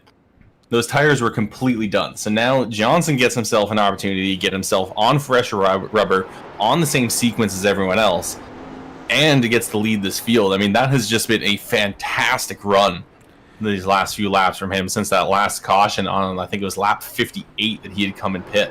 Yeah, and this really turns in now 100 laps in, 100 laps to go, as this time by the cross flags will be thrown. And it looks like it will be, I believe, off of pit road. I think Dinsmore in the 62 is going to be scored as your race leader currently. I think there's a few cars that didn't beat the pace car, though. That is going to be huge because I don't think Scott Austin or even Nichols got ahead of the pace car. Yeah, they're going to be right in front of them unless they get that EOL for being at the end of the longest line for that. We'll see if they get the wave around with 1 to go. I think they should be waved around the pace car. We'll have to see for sure, but right now it is showing Dustin Shepard was the race leader last time at the line. I think that's going to change, though. I think it is Justin Grosser at the moment. Yeah, so Grosser, who also pit along with Ryan Johnson, has suddenly jumped up to the front of the field. Yeah, right now this yellow flag was huge, right, for the strategy. We saw the cars that had not pit yet. They were really starting to struggle. Now everyone's going to be back on that level playing ground as most of your race leaders coming down on lap 98 or 99 now, as we are just past the halfway point of this showdown race for the North-South Racing League's ZooFab Garage Street Stocks, as we are into the Choose Cone by Austin Designs, and it'll be interesting to see who is going to take what and do what here with that, as that got a little bit quicker on me. I lost track of what lap they were on. All right, so I figured out why Grosser made such a big jump. He only took right sides, while Johnson took a full set. So I don't know how many laps Grosser's put on those left sides. He has come down pit road 5 separate times, so he may just be kind of going back and forth on those tires. Yeah, and definitely a faster 12 seconds difference in the pit lane time, or pit time. About 25 seconds to change 4 tires on the street stocks. So, that's about as fast as you change tires, Kelly. I don't think I was even that fast back when I worked in the shop. 31 of Grosser working up the racetrack. Here comes the 38 of Johnson into the restart zone. Green flag is up, and we are back underway as we are now on the back half of the showdown here at North Wilkesboro. And 17 cars on the lead lap currently as they all worked off the corner. Grosser a little bit sideways. Here comes Johnson to the outside. Gary Eschen going to fill that void to the inside as well for spot number 3. Yeah, everyone now on fresh tires, and you can tell, like, you can just see how much tidier these cars are around all of these corners. However, still, it is very easy to get that back end out. As we saw Adam Gable just last lap, he got very loose off of turn 2. Johnson able to get a good run off of turn 2, and he gets himself back in front of Gary Eschen. He's able to slot himself down in a second. Now he's going to have a chase down Grosser and see if he can get his lead back. And the fastest lap of the race just happened last lap by Ryan Johnson. A 20.90 is your fast lap of the race. And that happened coming 1 lap ago. You know, Eschen really rolling the bottom through turns 3 and 4. Unable to get the power down, as he will hold on to spot number 3. But Eschen very quick here as they work down off of turn number 2. Justin Grosser, he is up 28 positions from the start of this race. He started all the way back in the field as he did not have a very good qualifying time. He has now figured things out. Even though he's got a bent rear end in that car, he's been able to manage to figure out where he can get his fast lap times, and now he's actually pulling away a little bit over Ryan Johnson, though it did look like he got a little loose off of 2. Yeah, a little bit deeper in the pack, we got Alexander, and he's battling with the 74 of Matt Allen. Allen working the outside of the speedway. Here comes the 16 underneath him of Weltmeyer, and the 51 of Frisch, the 9 of Cole back here. And this is rush hour traffic all around the North Wilkesboro Speedway, and they are beating and banging on each other as Justin Grosser still has it. But how about Adam Gable up there inside the top 10? He's been involved in a few wrecks here tonight, and he is ticking, sitting in that 6th spot. That's why you never give up. Yeah, he's still carrying a little bit of damage in that car, but I mean, with these street stocks, the aerodynamics are not really a thing. You can smash up that bodywork all you want. As as long as you keep those tires all in the pointed in the right ways and you haven't knocked the toe or the camber out, you'll still be able to carry a lot of speed, as these guys are demonstrating. Is the top 5 now are starting to break away. Another little bit of a bit of a snap there from Grosser as he got loose off of 2. He looks like he's pushing hard to try to maintain the lead, and he's struggling because of it. And now here comes Ryan Johnson. He has closed that gap up, and he's now going to look for an opportunity. But at the same time, he's got to keep one eye on that rear view. As look at the Brian Hacker. He is all over the rear bumper of that 38 looking for his own opportunity. And you got to wonder if that rear end damage to the 31 car affecting the ability to put that power down as hard as he would like to trying to get away. As Grosser, wily veteran here of the North-South Racing League in the ZooFab Garage Street Stock Series season opener here on the Turn 3 Racing Network. Make sure you hit that thumbs up. Let these drivers know you appreciate their efforts out there. That's not for Kelly or myself. We know we don't get any thumbs up. But this is for the drivers. They go in there and they see the thumbs up that you guys put out there that are watching, and that'll just make them race harder next week. Once again, Grosser loose off of 2. Now the 38 Johnson going to give him a little bit of bump, chase him all the way up the racetrack, and now 38 is going to take the race lead. Johnson has now got himself back into first, and now the battle is for second place as Hacker gets to the inside of Grosser, and now they're going to battle off of turn 2 as Grosser struggling to hang on to that 31 machine. Grosser working the outside of the speedway and still able to hold on as Brian Hacker down low. As Hacker unable to clear him that time on the front stretch. Got a little bit sideways off the corner, and these, you wouldn't think these street stocks with the limited power that they have, they could break the tires loose, but that's how there's still a lot of horsepower underneath the hoods of these street stocks. Oh yeah, they definitely do have some power, and as we keep mentioning, it's hot, it's not a lot of grip, and especially every time you kind of spin those tires coming off the corner, you heat them up, you have less grip, you're more likely to spin them again, and you heat them up, you make it even more likely to spin. It's just a snowball effect as each time you kind of just trying to keep that car tidy and trying to let them cool. Is now that 31 of Grosser is struggling. He is now in the battle for 4th place as Dante Curtis has got himself to the inside. Just behind them, Justin Shepard, he's looking for his own opportunity to get himself back up into that top 5.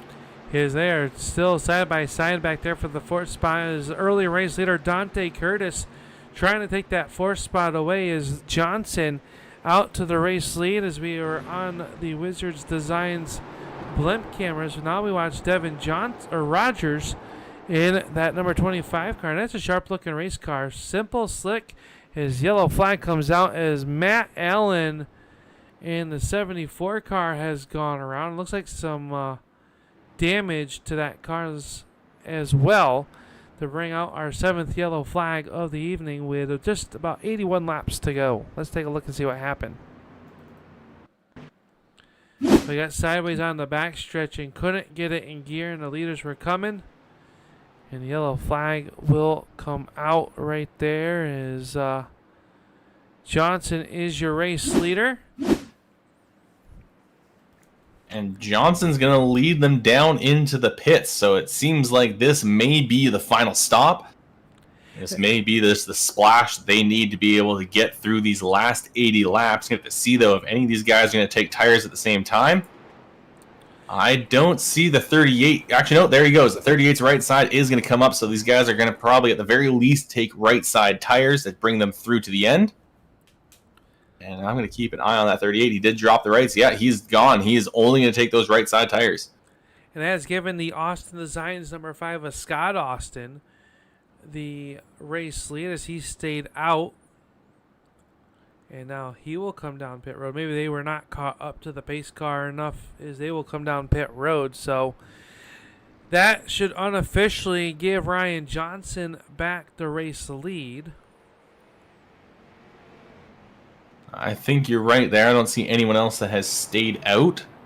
So we'll have to wait until everyone kind of cycles through. But I'm showing Ryan Johnson on the timing as our race leader. So keep an eye on that 38. He has been fast throughout the night. I mean, we saw him earlier on, and qualifying, he did only manage to get 7th place, but it was in our top 8 redraw. He was able to get himself a decent starting position and has kind of just made sure his name has been up there throughout the entire night. It definitely has, and we know that if the yellows fall just right, they made it 100 laps on a tank of fuel. We are well underneath that now at the juncture of this race. Is now Dustin Shepard will line up in P2 currently. We'll see what happens at the Austin Design Choose, which I think should happen this time, Kelly. I do believe. I think that might be the case. We'll have to see if our where these guys are going to go. I don't see them really bunching up yet, but no, the Johnson goes way down low, and we see cars going way up high. So yeah, we are going to get our choose cone here, and the rest of the field in front of them is going to get that wave round. And we're going to give these guys another lap to get sorted out, and we're going to hopefully get one last restart here to maybe take us through these last, I think it'll be 75 laps to go. Yeah, the field's getting shrunk down. A lot of attrition in this one. A lot of hard hits, and well, they'll go to ZooFab Garage and get their cars all fixed up. That's where the NSR will go. That's where you should go. Is ZooFab Garage is your one-stop shop for fabrication and power on your performance vehicle, track car, or street car. Find them on Facebook or contact them and start your next project today as ZooFab Garage. We thank them for being the title sponsor of the Street Stock Series here in 2024 as the Street Stocks make a triumphant return to the North-South Racing League. Well, Ryan Johnson going to be in control of this field once again as they come down towards the restart zone. Pace car going to be down and away. And we are getting back to racing. Johnson getting right on the loud pedal and really trying to jump ahead of Shepard. Shepard, though, fighting hard on the outside lane. I think that's the best restart we have seen from the second-place driver. He's right to the outside quarter panel. Now he's going to tuck it back in line. Now Randy Nichols under attack is Rogers. Works the outside, drives extremely hard on the outside of the racetrack. He's going to try to take that third spot away from Nichols. And at the line, it'll be Nichols holding on to it. And look on the outside there as the 25 of Devin Rogers gets a great run. However, Nichols not going to give it up just yet. Another driver working that outside lane and trying to work it well. That is the 91 of Adam Gable. Actually, he's going to get way up high. And then just behind him, the 31 getting all sorts of loose. Justin Grosser got all crossed up there in turn 4. He is able to manage to regain control, and the rest of the field is able to split him as he gets himself back up to speed. Bianchi was sideways as well as now. These cars starting to slip slide around here, and you know that the level of pushing these cars are starting to go up here. They know they're closing in on the end of this race, and every position is going to matter here as this season. And not only to mention, whoever wins here tonight, Kelly, they got to start dead last next week at Irwindale Speedway. So that will also come into play as Ryan Johnson out front of this one. Gary Eschen trying to battle underneath Nichols is Rogers. How about Devin Rogers up 13 spots in that number 25 car as he works right there behind another driver that's up 13 spots, Dustin Shepard. Shepard trying to lead for the first time this season. I think you are glossing over that move Eschen made last lap. He dove so hard into the inside there to get himself around Nichols, and now Nichols is going to lose a spot to Brian Hacker as Hacker gets a good run off of turn 2. He's got himself to the inside of that 69, and now Nichols having to drop down just to defend himself against Dante Curtis. A few rows back, a little bit further back in the field, Mike Alexander, who is such a hard charger and who is running up at the front. He had the pole award tonight, but has found himself kind of mired in the midfield after cycling out there in the pit stops and just has not been able to find himself a route to the front. Now trying to go up the middle, 3 wide with the 5 of Scott Austin, the 1 of Bianchi. Yeah, Bianchi in that Culpepper's Bankery number 1 car trying to make something happen as the R&R Kinsman, number 75, working the outside. The car still looks good, but he is mirrored back in traffic, and that's one of those drivers that has lost the track position, unable to get there. Is now Gary Eschen going for that third spot up underneath the 25 of Rogers off turn number 2. Yeah, but Rogers there in that 25 car getting a good run on the high side. He is finding the grip up there as the track's starting to cool a little bit once again. And in a relative sense, it is still 122 degrees. As now we got to move for the race lead, the 89 of Dustin Shepard. He is trying to get to the inside, and he's got himself to the inside of Ryan Johnson. Now they're going to make a little bit of contact coming down the back straightaway, but Johnson, good run on that high side. He's going to hang on to the race lead and get himself back down in front of the 89. Johnson able to hold on to his rear on board with Shepard. Shepard running in that number 2 spot, and he is trying to make something happen. A little bit better up off the corner, closing back in on Johnson in the turn number 3. Yeah, Dustin Shepard started all the way back in 15th, but has found the pace here late in this race, and this is really the time you want to find that extra bit of speed. He's got himself back towards the front of the field, but now Ryan Johnson seems to have just turned on the afterburn as he is opening up a gap as suddenly he has gone up to 4/10. He has Shepard. Johnson saw that nose down low and says it might be time to go get a little bit of space, control this race. Is the battle back here for the 4th spot is now the 2 of Hacker. Dante Curtis going to go underneath Rogers as well. Rogers trapped up on the outside with that number 25 car. We're rolling through turns 3 and 4. Give the spot to Hackers. Here comes Curtis trying to take the 5th spot away from Rogers in the turn number 1. They'll roll through turns 1 and 2, trying to get to the inside. And you see Hacker kind of doing a little bit of a diamond move, and it gets a good momentum up the backstretch. We haven't really talked about that, Kelly, here tonight. You go up the backstretch and down the front stretch, so a lot of speed carried in the turn number 1.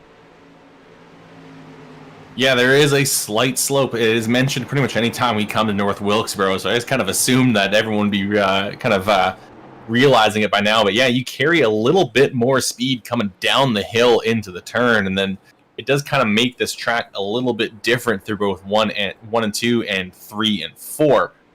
And Dante Curtis now, he's completely clear of the 25. Looking back a little bit, Mike Alexander is continuing his charge to the field, and it is actually to get cut short. He was to the inside of Gable, but caution has come out.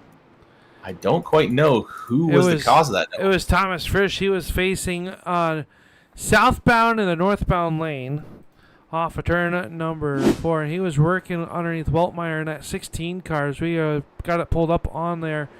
Got sideways up off the corner. No, they just got hooked in. Oh, hard lick to the outside wall off turn number 4. Weltmeyer in that 16 car as well. A lot of damage. Let's go on board with Frisch. As you can see, I'm working here. Frisch to the inside, and oh, that was such a hard hit. Well, taking a quick look at the field, Johnson kind of faked that he was going to go in, but now a few of the cars actually did come down pit road. Shepard came down, Hacker came down, Nichols is in, Alexander's in. So we have some big names coming in, I guess taking tires one last time and maybe trying to see if they can charge themselves up through the field and maybe have some speed later on in this race. Adam Gable going to be racing the 89 off of pit road, and there comes Nichols. I think Nichols might have beat Shepard just off the line there. It looks that way currently. We'll see if Shepard will go around the 69 or not. His next time by should be the choose. As their top 6 cars stayed out, Kelly.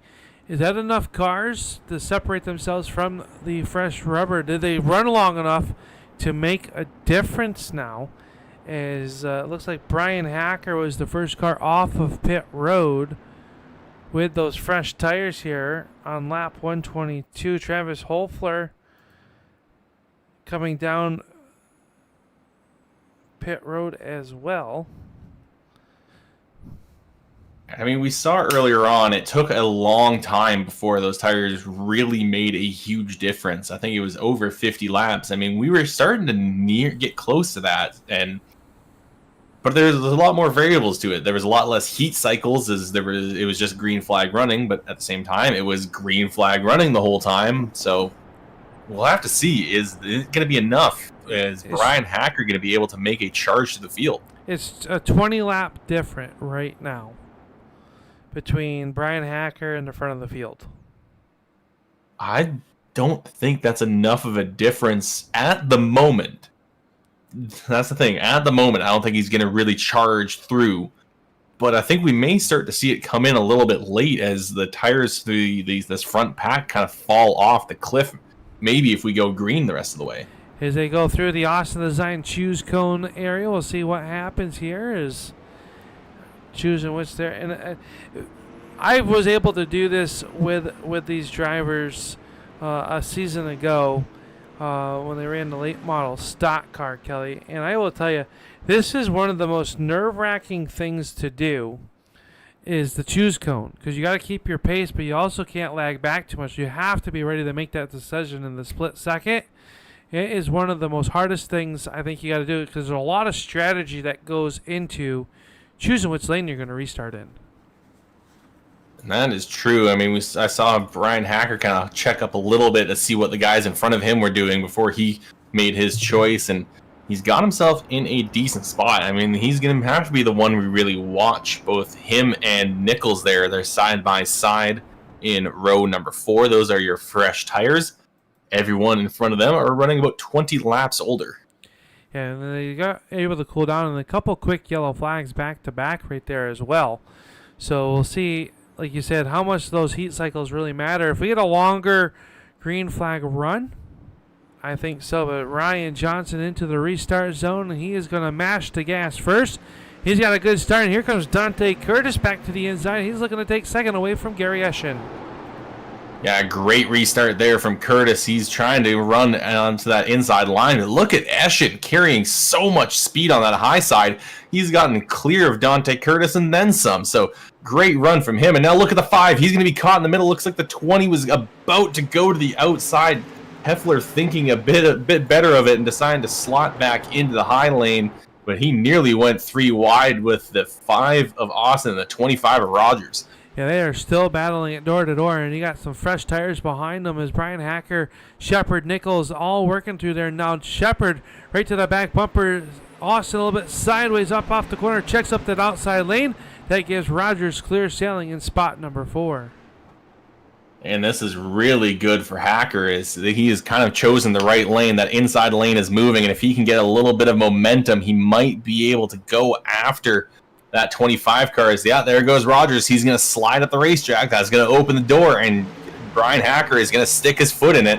And now he is going to get himself a good position there to take away 4th place. But the longer he battles here, the more the field, the rest of those top 3 get away. But now the 25 getting a little bit loose off of the corner. And that is going to cost Devin Rogers the position as that opens the door for really all of these guys that are on fresh tires coming through. And you saw how much they were able to just get back in the gas and carry. There's the top 4, or top 3 are single file. Eschen still trying to find a way around Rogers. Curtis running in 3rd. We are on board currently with the Austin Design number 2 as Jordan Bianchi has gone around on the backstretch in the Culpeppers Bakery number 1. And Colony Tires on that Thunderbird as well. As yellow flag will come out just with under 50 laps to go here tonight.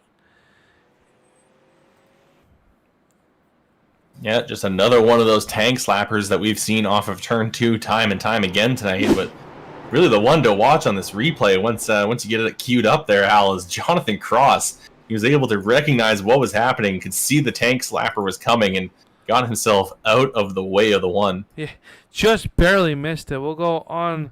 We'll watch it one more time. As now everybody coming down pit road.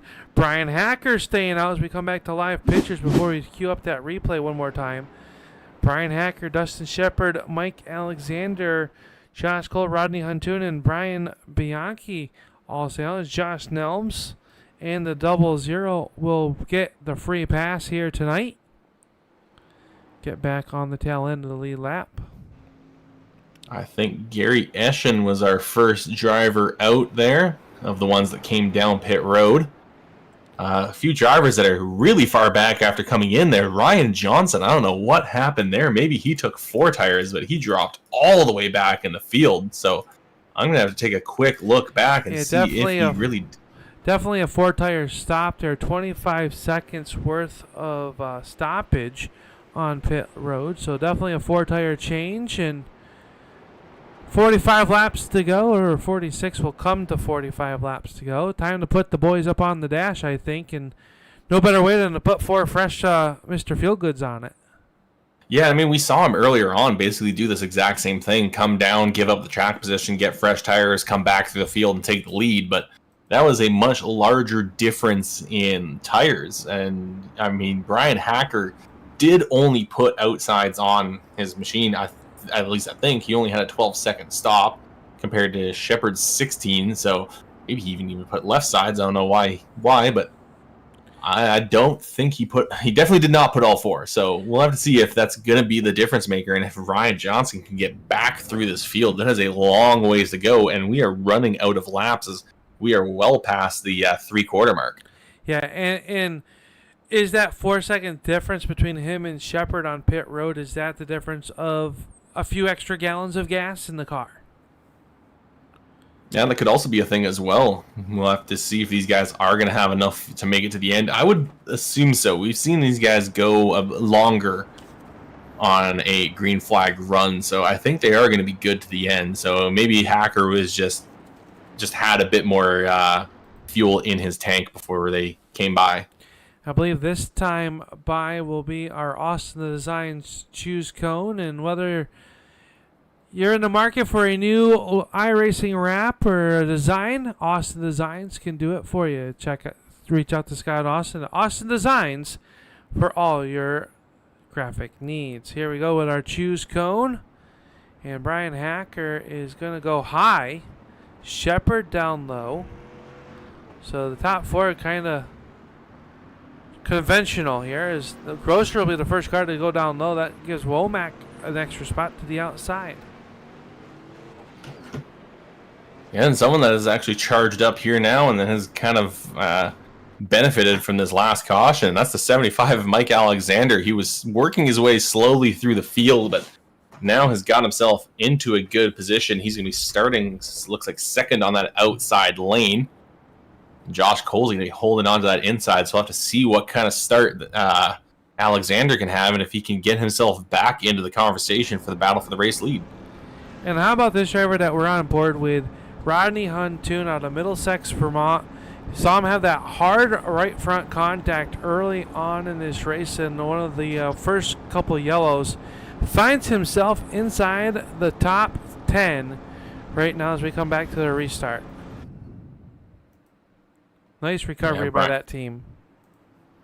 And Brian Hacker will be in control of the start. Dustin Shepard going to be on the inside. Row number 1. Pace car down and away. It is in Hacker's hands. He's going to get on the loud pedal immediately, and he's going to race off into turn 1 on that inside lane a few rows back. Josh Cole struggling on the restart, struggling to get going.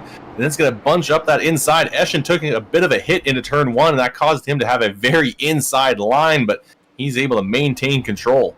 Now Alexander working to the outside of that 89 of Dustin Shepard. Shepard up the racetrack is Brian Hacker holding on to it right now. Is I tell you back here, Cole, Huntoon, Eschen, Curtis, Womack is now the 9 car going to go around off the front end of the 23 as we stay green. Gary Eschen, I think the 9 of Cole got a little bit sideways. Eschen unable to get off. He's going to lose a few spots due to that, though, as Womack gets by along with Curtis for a tough break for the 9 of Cole, who is rolling, but is losing a lot of track time. Yeah, he definitely got loose through the corner there and left kind of the 23 with nowhere to go. He didn't have enough time and enough space to check up to avoid the contact. And that's what it looked like. Yeah, unfortunately just got into Cole, and now he's just going to have to shake that off. He's going to keep going here. He's going to make it 3 wide there into turn 3. He's going to have to back off as the 14 of Womack just slammed the door shut. Womack trying to hang on to that position is also the 12 of Huntoon. was involved in a wreck earlier on. That right front is still smashed up, but he is still rolling and trying to battle for a top 5 position. Yeah, Womack was in trouble early on as well. As you look out the right side of Womack's car, Eschen out the back side of him as we have the ZooFab garage onboard camera. And Eschen trying to make something happen. Rogers there as well. Is up front. It is still side by side for that number 3 position. Behind Mike Alexander and Dante Curtis trying to find out who wants to be on that final rung. Is Brian Hacker trying to run away and hide after that restart. And Alexander kind of backing off there, allowing the 3 of Curtis to get through. I think he started to realize that it's a bit of a tire battle, not with these guys up front, but the ones that are kind of still charging through the field. Gary Eschen is leading that group that took tires on that last green flag stop, and a little bit further back are a few drivers that took 4 tires, like Huntoon and Huntoon came down, took 4 tires on lap 144. We have a few guys that took tires like Ryan Johnson. He's starting to move his way up. He's now got himself into the top 10, and he's looking for more. Yeah, Johnson is able to get around Hoffler, and he's going to cut underneath Adam Gable. Gable's car a little bit out of shape, so the 38 car is coming. Can he get there if we do not see another yellow flag this evening? Can he get there in time? That is going to be the question. Brian Hacker up to 0.6 of a second lead over Shepard, Curtis, Alexander, and Eschen, your top 5. Well, Johnson is definitely putting those 4 fresh tires to use as he is climbing through the field, and just kind of, once again, very similar to what we saw earlier this evening. Is just behind him, though, the 91 gets closed off into the wall. Gable getting a little bit of a piece of the 31 of Grosser, and he clipped the wall on the back straightaway and forced a bit of a checkup, but everyone was able to get through. This time by at the stripe will be 30 laps to go as we close in on Nichols in the 69 car working underneath Gable. Gable in that 91 car. That thing, well, that looks like a used up car. That thing has seen a better day. Yeah, well, as well as Huntoon, who now just got passed by Johnson. So now Johnson up into 8th. And it's definitely going to get harder as he goes here, because now he's kind of got into that group that took 2 tires on the outside, so it's a little bit harder for him. Just behind, though, the 69 car, I saw him go way up the racetrack. Nichols, big issues for him, so that's going to cost him a little bit of time. Yeah, Nichols up the racetrack. He runs in that 13th spot as he looks to put some grip there. As Grosser on the outside, just in front, as he's battling Hoffler and Austin. That is for a battle inside for a top 10 position right there. 1 car around, Bianchi going around once again up off of turn number 4, and the yellow flag will fly once again, and erasing a 0.7 of a second lead for Brian Hacker. And a little bit of contact for Bianchi. That's going to send him around, and once again, and we're going to have a caution, and this is going to shake things up once more, because that's going to close up the gap. And Dante Curtis is a good opportunity for him, as he's one of those drivers that came down on lap 153. Another one of those drivers that only took 2 tires, but he does have fresher tires than Hacker and Shepard. We'll see what the race leaders do, and they're going to stay out, but Alexander going to come down pit road, giving up that 4th position in that 75 car. Not a lot of takers. Yeah, I don't know if that's the call for Alexander. It's been about 20 laps for the newest set of tires, so I mean, there is going to be a pace difference, but is it going to be enough of a pace difference with under 25 laps to go once we go back to green? Is it going to be enough for enough time for Mike Alexander to climb up there? He is taking a full set of 4. A couple of other drivers just drove out of there with only 2, including now Gable and I think as well the 30 of Cook. So Mike Alexander putting himself all the way back into 16th place. And Matt Allen out of Dolgeville, New York. That's just down the road from me a little bit, a couple hours away. He's going to take that 74 car back onto the lead lap there. So sharp-looking Camaro. Can't believe I just said that. Might have just thrown up a little bit in my mouth.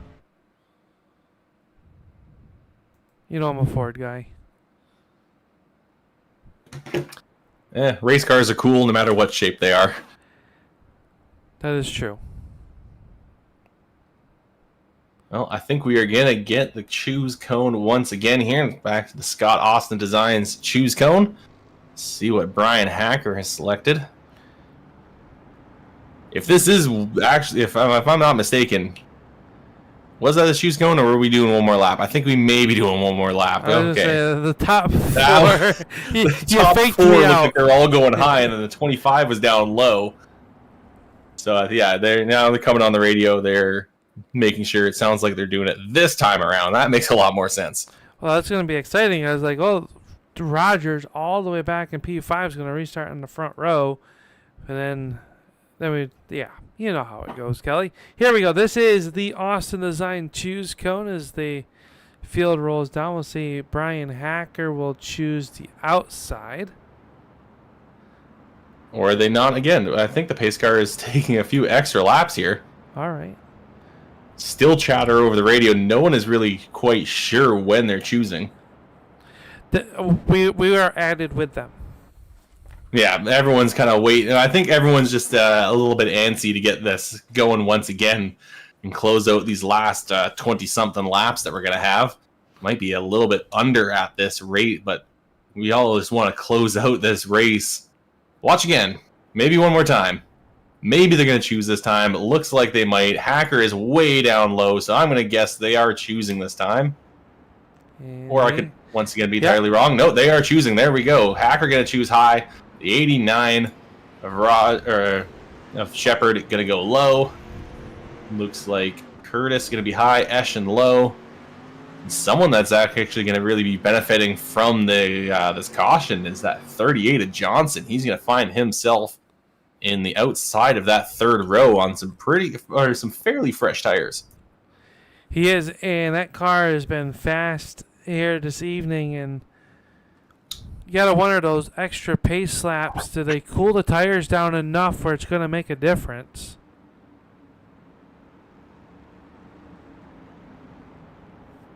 It'll definitely make a little bit of a difference. That will help for sure, but at this point, the tires are also fairly worn, and especially for those front two, Hacker and Shepard came down on lap 142.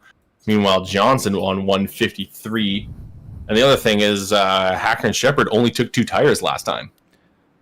That is true. So yeah, good stack up here, and they are shuffled up as we look down above the racetrack from the Wizard Designs chopper cam, and the green flag back up, and Brian Hacker going to get a good restart. He's going to bring Dante Curtis to the outside of Shepard down here in the turn number 1. Hacker up the racetrack. Here comes Shepard digging down low as they race up the backstretch.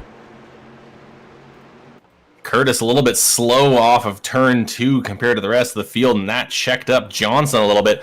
Now Johnson going to find himself a gap to the inside. That opened up perfectly for that 38 car, and that is going to give him maybe an opportunity to the inside of Curtis. He just has to wait for Gary Eschen to complete that pass, as that 23 is just slowly inching ahead of Curtis.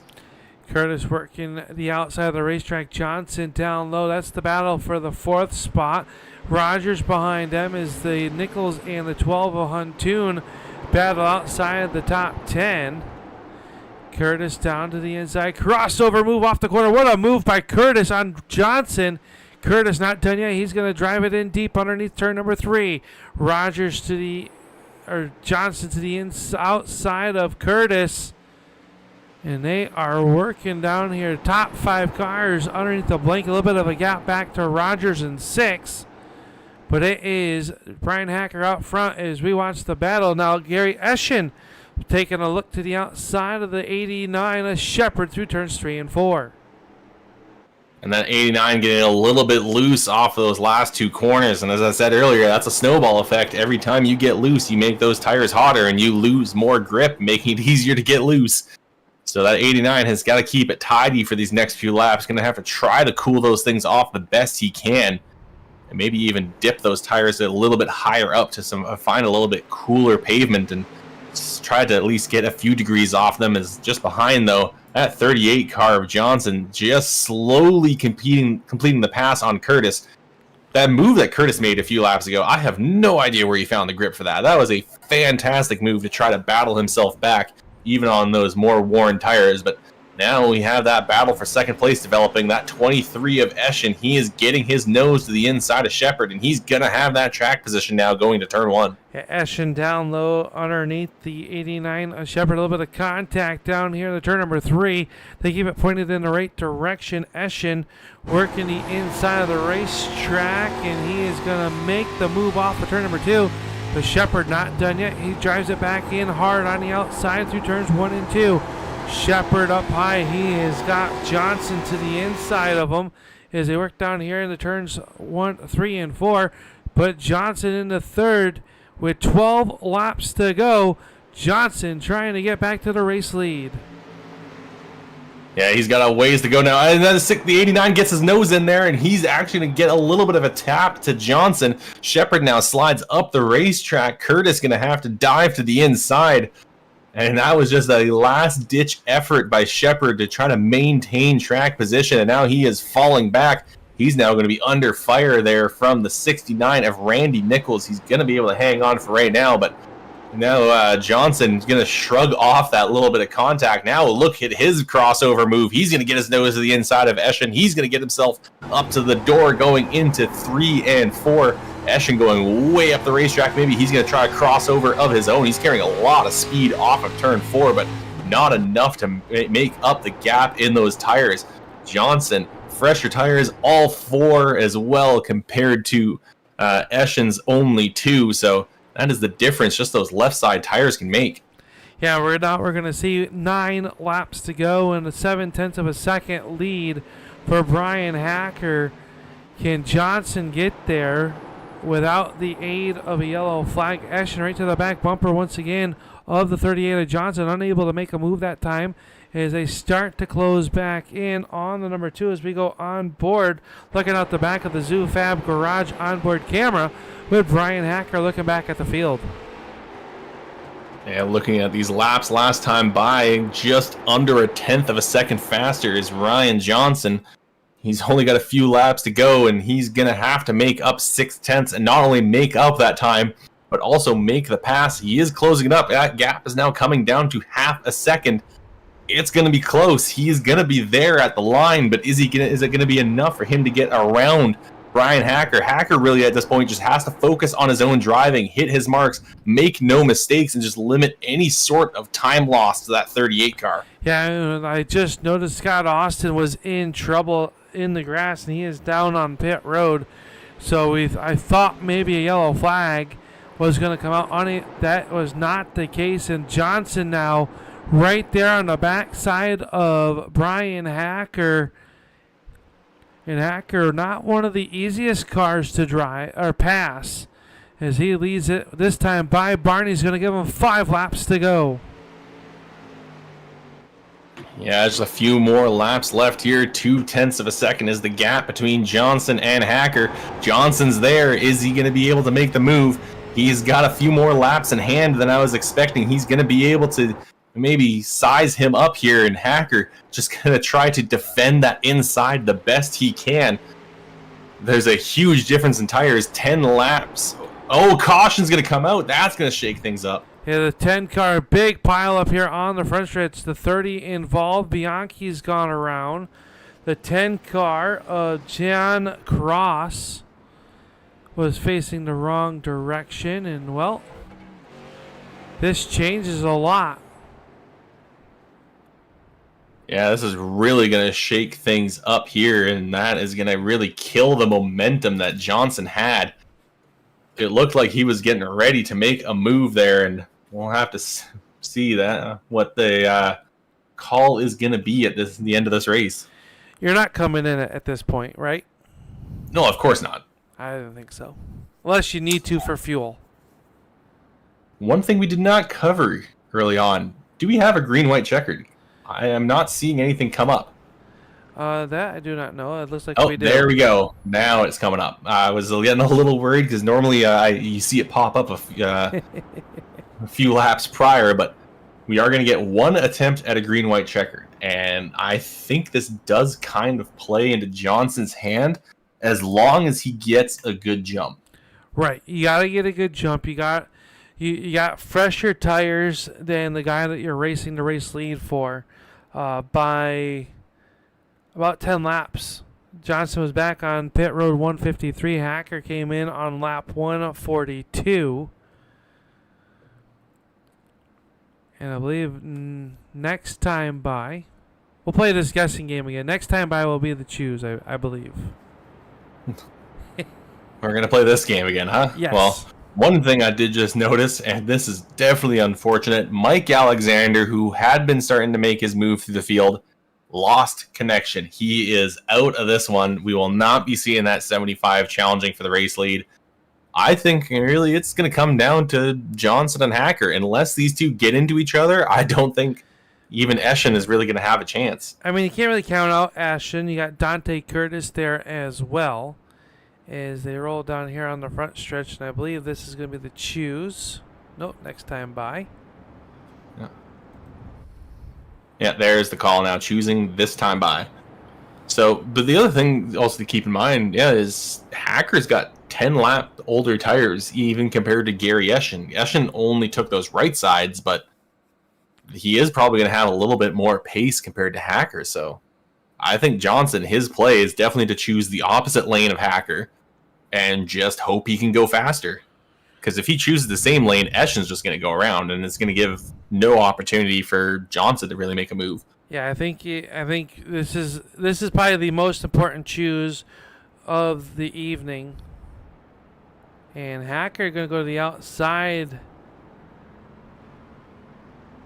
Yeah, Hacker chooses the outside lane.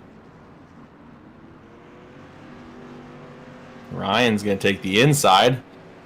And looks like Eschen's outside and Curtis to the inside. And just behind them, we're now also seeing Nichols and Shepard. You can't count those guys out. However, Nichols looked like he was really struggling with his tires before that caution. That 69 machine was a handful on the racetrack. Yeah, and we don't. You got to make it, and not necessarily. Hacker gets a good jump and say another yellow flag comes out. That's it. Yeah, that'll end it. You know, that's it. So, restart of the race coming at you. Green, white, checkered. And you might be wondering, well, why are so many cars behind pit wall? They have an incident limit in this series. 14 X's results in a, you're behind the pit wall at that point, which keeps the show moving along. As right now they move down in the turns 3 and 4. It is going to be Brian Hacker up on the gas pedal as we get ready to go green flag racing, and we are back underway. For the final time, we are green flag racing. Hacker trying to hold on to that outside. He did not quite get clear of Johnson. That was really what he needed. Now he's going to try to just maintain that speed on the outside. It's not going to be enough to clear Johnson. Cars going all different ways around them. Looks like Eschen may be trying to see if he could try to go 3 wide. They are door to door as the white flag is up in the air. White flag is there, door to door. It's banging into turn number 1. Johnson with a low nose out front. Brian Hacker to the outside. He'll roll the outside. Hacker with a momentum down the backstretch. They are side by side, nose to nose in the turn number 3. Off of turn number 4, Johnson down low. Hacker to the outside. It is going to be at the line. Johnson by just a half a car over Hacker and Eschen. Your top 3. Curtis will come home 4th. Nichols 5th. Hoffler, Shepard, Cole, Grosser, and Gable rounding out your top 10. And a half a car width or length is all it was for Johnson to take the green or the checker flag for the first time this season. He'll be victorious in the ZooFab Garage Street Stock Series opener right here at the North Wilkesboro Speedway. I don't think it was even half a car length. That was close. Hacker tried to get as much of a run off that high side as he possibly could. Unfortunately for him, Ryan Johnson did not spin the tires at all. Johnson just kept it perfect on that final lap, and really it was all we could have asked from our top 5 as they just battled it out from that green-white checkered.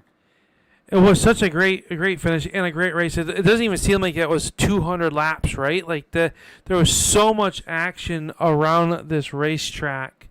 It's just hard.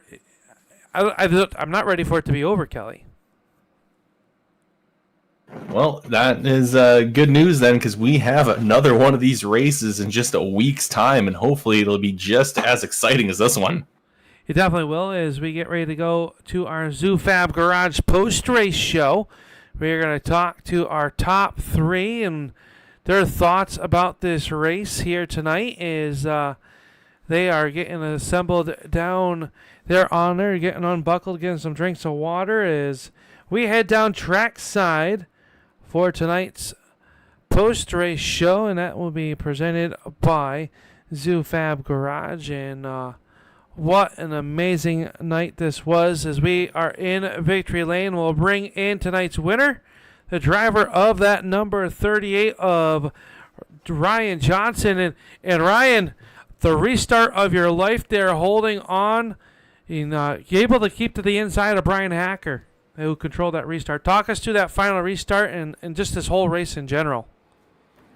The race was an interesting one. Like I said earlier, we were going to be fighting pretty loose cars, so I was trying to save the right rear for the most of the night. A couple times, a bunch of people came down and took tires and then didn't, and I kind of got off strategy, but I think it worked for a little while. And yeah, once it came to that last restart, Hacker tried to pull a trick, I guess. But luckily, I don't think it worked out for him. I knew I was going to have to be on my game, especially with Hacker, Gary, like all them guys up there. Competition is second to none. And yeah, I don't think I could have gotten any lower in 1 and 2 there. I was almost riding the grass and just doing what I could with the slightly newer tires that I had then. Yeah, how much do you feel the difference? You had 10 lap fresher tires with those yellow flags and the cycles on these. The lap times seem to kind of even them out after a green flag run. Do you think that the newer tires made that big of a difference at the end of this one? Yeah, I think even having those couple newer lap tires, I was kind of surprised. It didn't seem like the lap times were that much different, but the car, I think, was just so much more drivable, the newer tires you had. So, yeah, I think that was most of the difference there. Got on, luckily, the right strategy. It was close, though. I don't know if I'd be able to drive back from, I think I was back at 16th after the last pit stop, but we were able to get it done.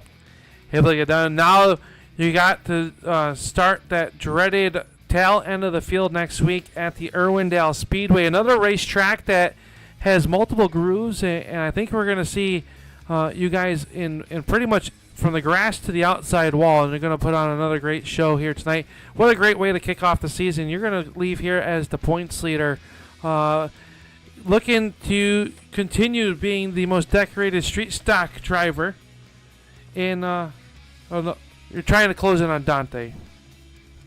Yeah, we're everyone in this league is chasing Dante. The dude's just crazy good in street stocks, but we do our best to not give him everything. Well, you're going to come home here tonight at North Wilkesboro with this win. We look forward to talking to you a little bit more this season, but congratulations on being the first race winner, and you're going to lead that showdown points as well. There's only 2 more of those events here on the season, but who makes it all possible behind the scenes of this 38 car to get you here in Victory Lane? Yeah, I just got to thank all the admins at NSRL putting on a great league. Drivers come back for a reason, and got a lot of good ones in here. You guys for broadcasting this season. My team After Dark, DCD for my paint, and everyone tuning in and watching. Hopefully it was a good show tonight. Well, congratulations, Ryan, and we hope to talk to you a little bit more this season. And go enjoy this one, and we'll see you out in Irwindale. Hell yeah, appreciate it, guys. There you go. That's tonight's feature winner, the number 38 of Ryan Johnson. And Kelly, I believe you've caught up with the driver of that number 2 car, who comes up just a little bit shy. Yeah, going to be catching up now with Brian Hacker. And Brian, it comes a bit short, and I'm sure it's going to sting, but it definitely seemed like a very exciting race. And how was it for you in the driver's seat in that last restart? Yeah, I couldn't really decide if I wanted that caution or if I didn't want that caution. I think I did ultimately. I know Ryan had better tires than me for sure at the end there. He pitted. I mean, this place chews tires up, so I think he only had, maybe 10 or 12 lap fresher tires, but they were better. He was coming quick there at the end, and the yellow came out, and I thought, all right, green, white, checkered, maybe I can get a jump and get the guys behind me doubled up, and I can get away for 2 laps, but I didn't know whether to choose the high side or the low side. I ultimately wanted to go the high side, hoping that Gary or whoever started behind me would get a decent run and get guys side by side. It worked previous couple cautions, but at the end of the day, it's still a good run. 200 laps, no incident points, and coming away with a second place finish. We're not going to be upset about it. Well, from the booth, that race looked like a ton of fun. You had some very hot track temperatures. How was it for you dealing with all that? Yeah, that I don't think I pitted for tires until close to halfway.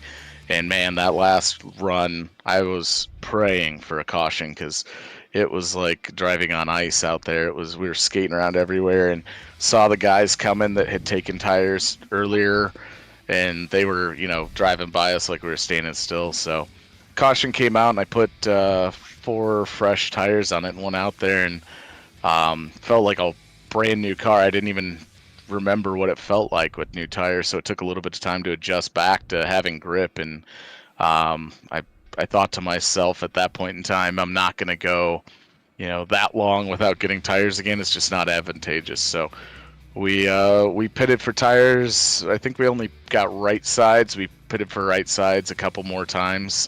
Just wanted to keep them fresh. And I mean, ultimately it was, I think we made pretty good pit calls. I'm not a pit road guru. I'm a short track guy, so if I can come away with these races where we got to pit multiple times with a top 3, I'm thrilled with it. Well, you got a second place finish here tonight. You got Irwindale coming up next week. Do you think this sets you up for a good season? Yeah, I like Irwindale. It's a fun track. It's really fun in these cars. We'll fan them out. We'll get 3-4 wide, which will be fun. It'll be fun for us, fun for you guys. So Irwindale usually puts on a pretty good show. Ultimately, loser goes to the back. Loser starts shotgun in this league. So normally that would kill Ryan or whoever wins. But next week, I think you're going to be able to make some moves. So it'll be exciting. I'm looking forward to Irwindale and looking forward to the rest of the season. Well, before we let you go here, Brian, who would you like to thank for your second place run here tonight? Yeah, I want to thank everybody on the car, Austin Design, Scott Austin. Pretty sure he got into something there at the end. I'm not sure what happened, but not a great night for him.